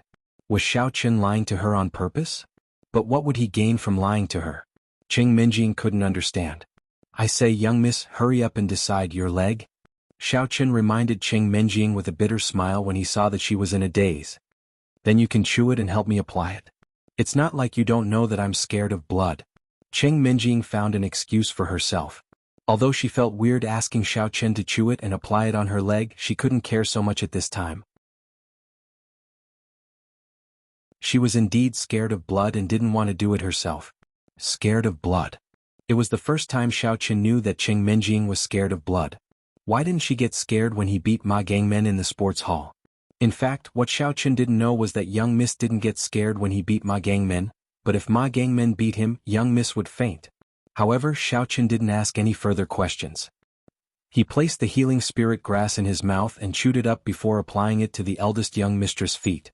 When Xiao Qian's fingers touched her feet, the eldest young mistress' body trembled slightly. In ancient times, a woman's leg was the most private part of her body. She absolutely couldn't let any man other than her husband touch it. If a man accidentally touched a woman's chest or buttocks, it wouldn't be a big deal, but her leg must never be touched. In ancient times there were many erotic pictures. All parts of a woman's body could be naked, but only her legs were never naked in the pictures. It was enough to show how secretive this position was. Although modern people didn't care about such things, Cheng Minjing was the young miss of an ancient martial arts family. She more or less retained the habits of ancient times. Although her feet could be naked, she still felt very uncomfortable when a man touched them. However, she also knew that Xiao Qian was applying medicine for her, so she endured it. It's done. In fact, the wound on young Mrs. Leg wasn't big. It was just that there was a lot of blood and it was a little scary. After Xiao Qian cleaned it and applied medicine, it wasn't so scary anymore. Cheng Minjing looked at her leg and was a little shy. She didn't thank him and quickly went upstairs. Obviously she was hiding from Xiao Qian. Xiao Qian didn't care. He cleaned up the broken pieces on the kitchen floor and then continued to finish young Mrs. unfinished work.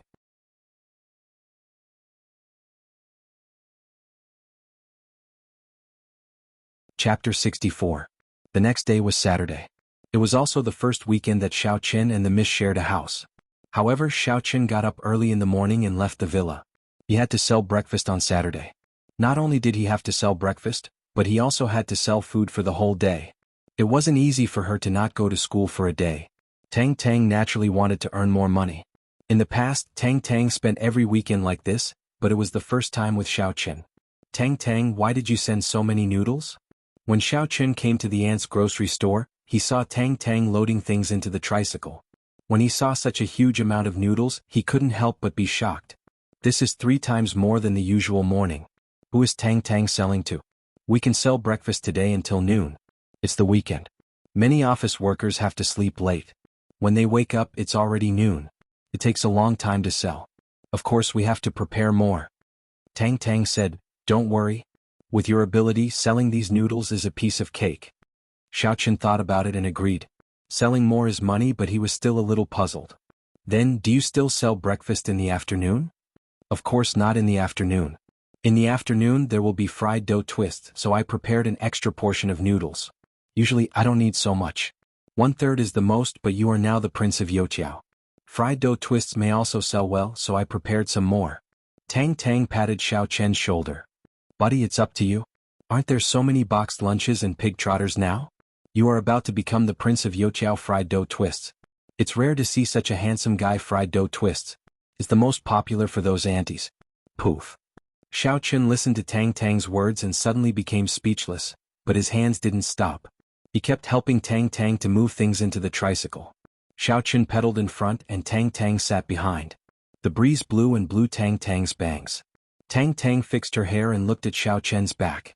There was a sweet feeling in her heart. At this moment, a black car passed by them.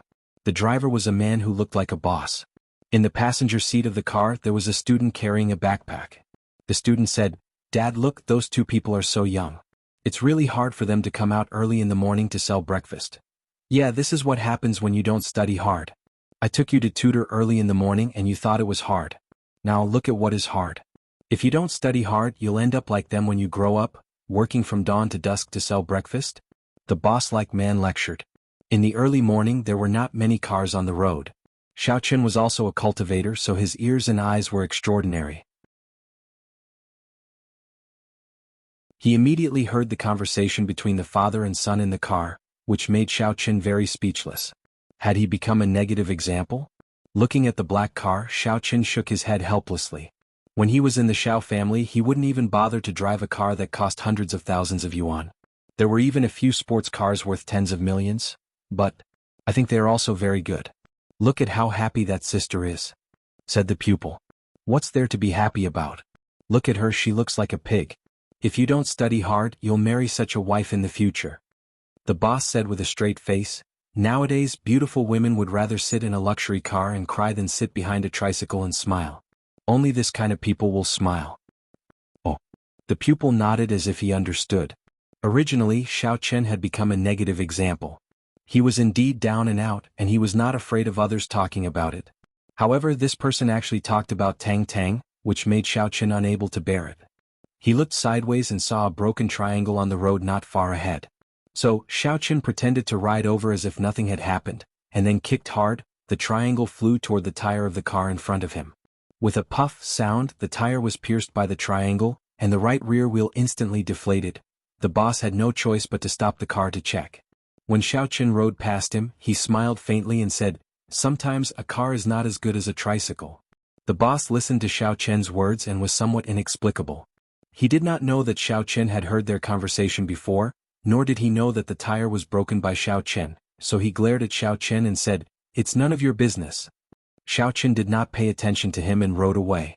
"Xiao Chen, what did you say to that person just now?" Tang Tang was a little inexplicable.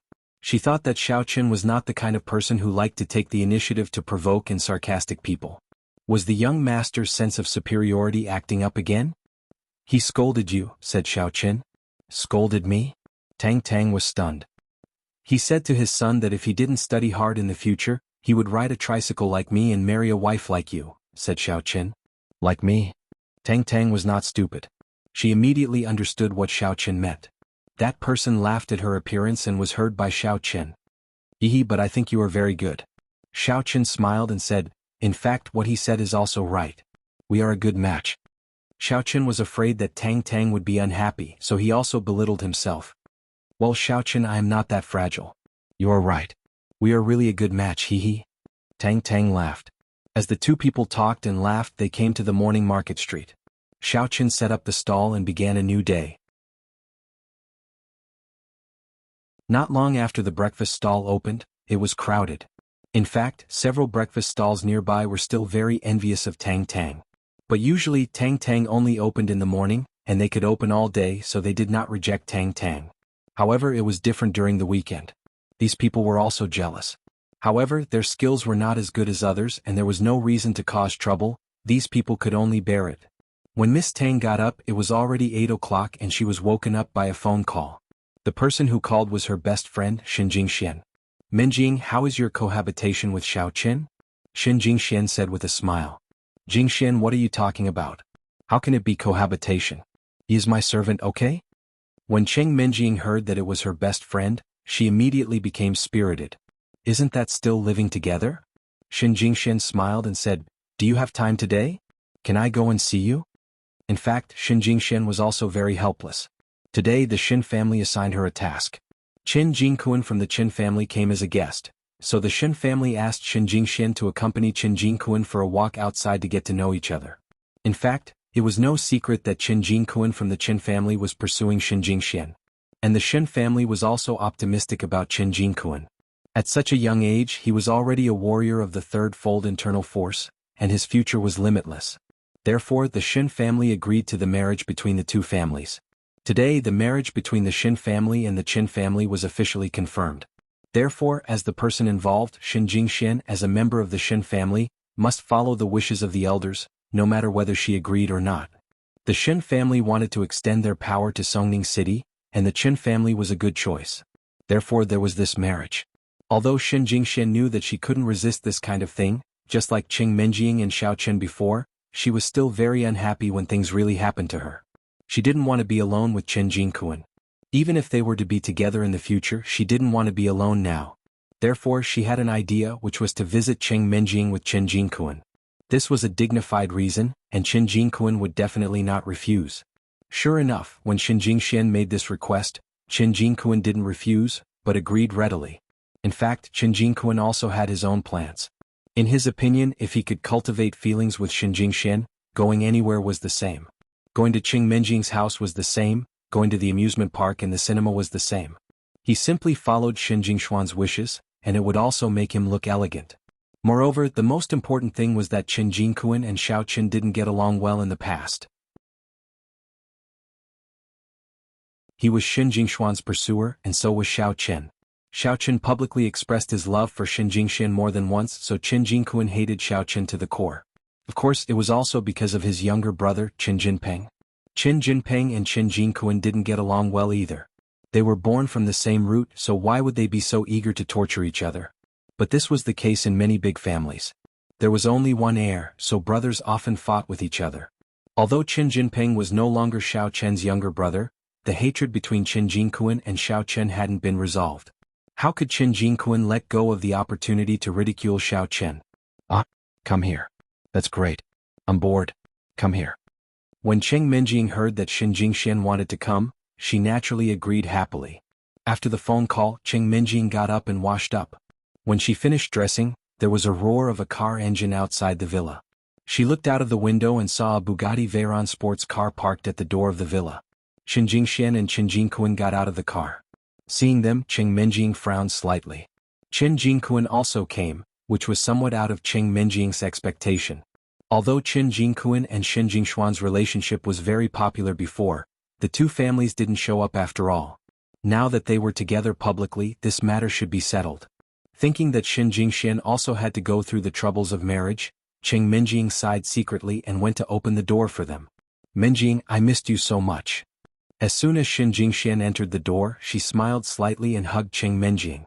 Qin Jingquan stood on the side and nodded to Cheng Minjing with a smile. Jingxian, you guys? Although Cheng Minjing had already guessed the general situation, she still couldn't help but ask. Miss Cheng, let me introduce myself. I'm Jingshuan's fiancé now.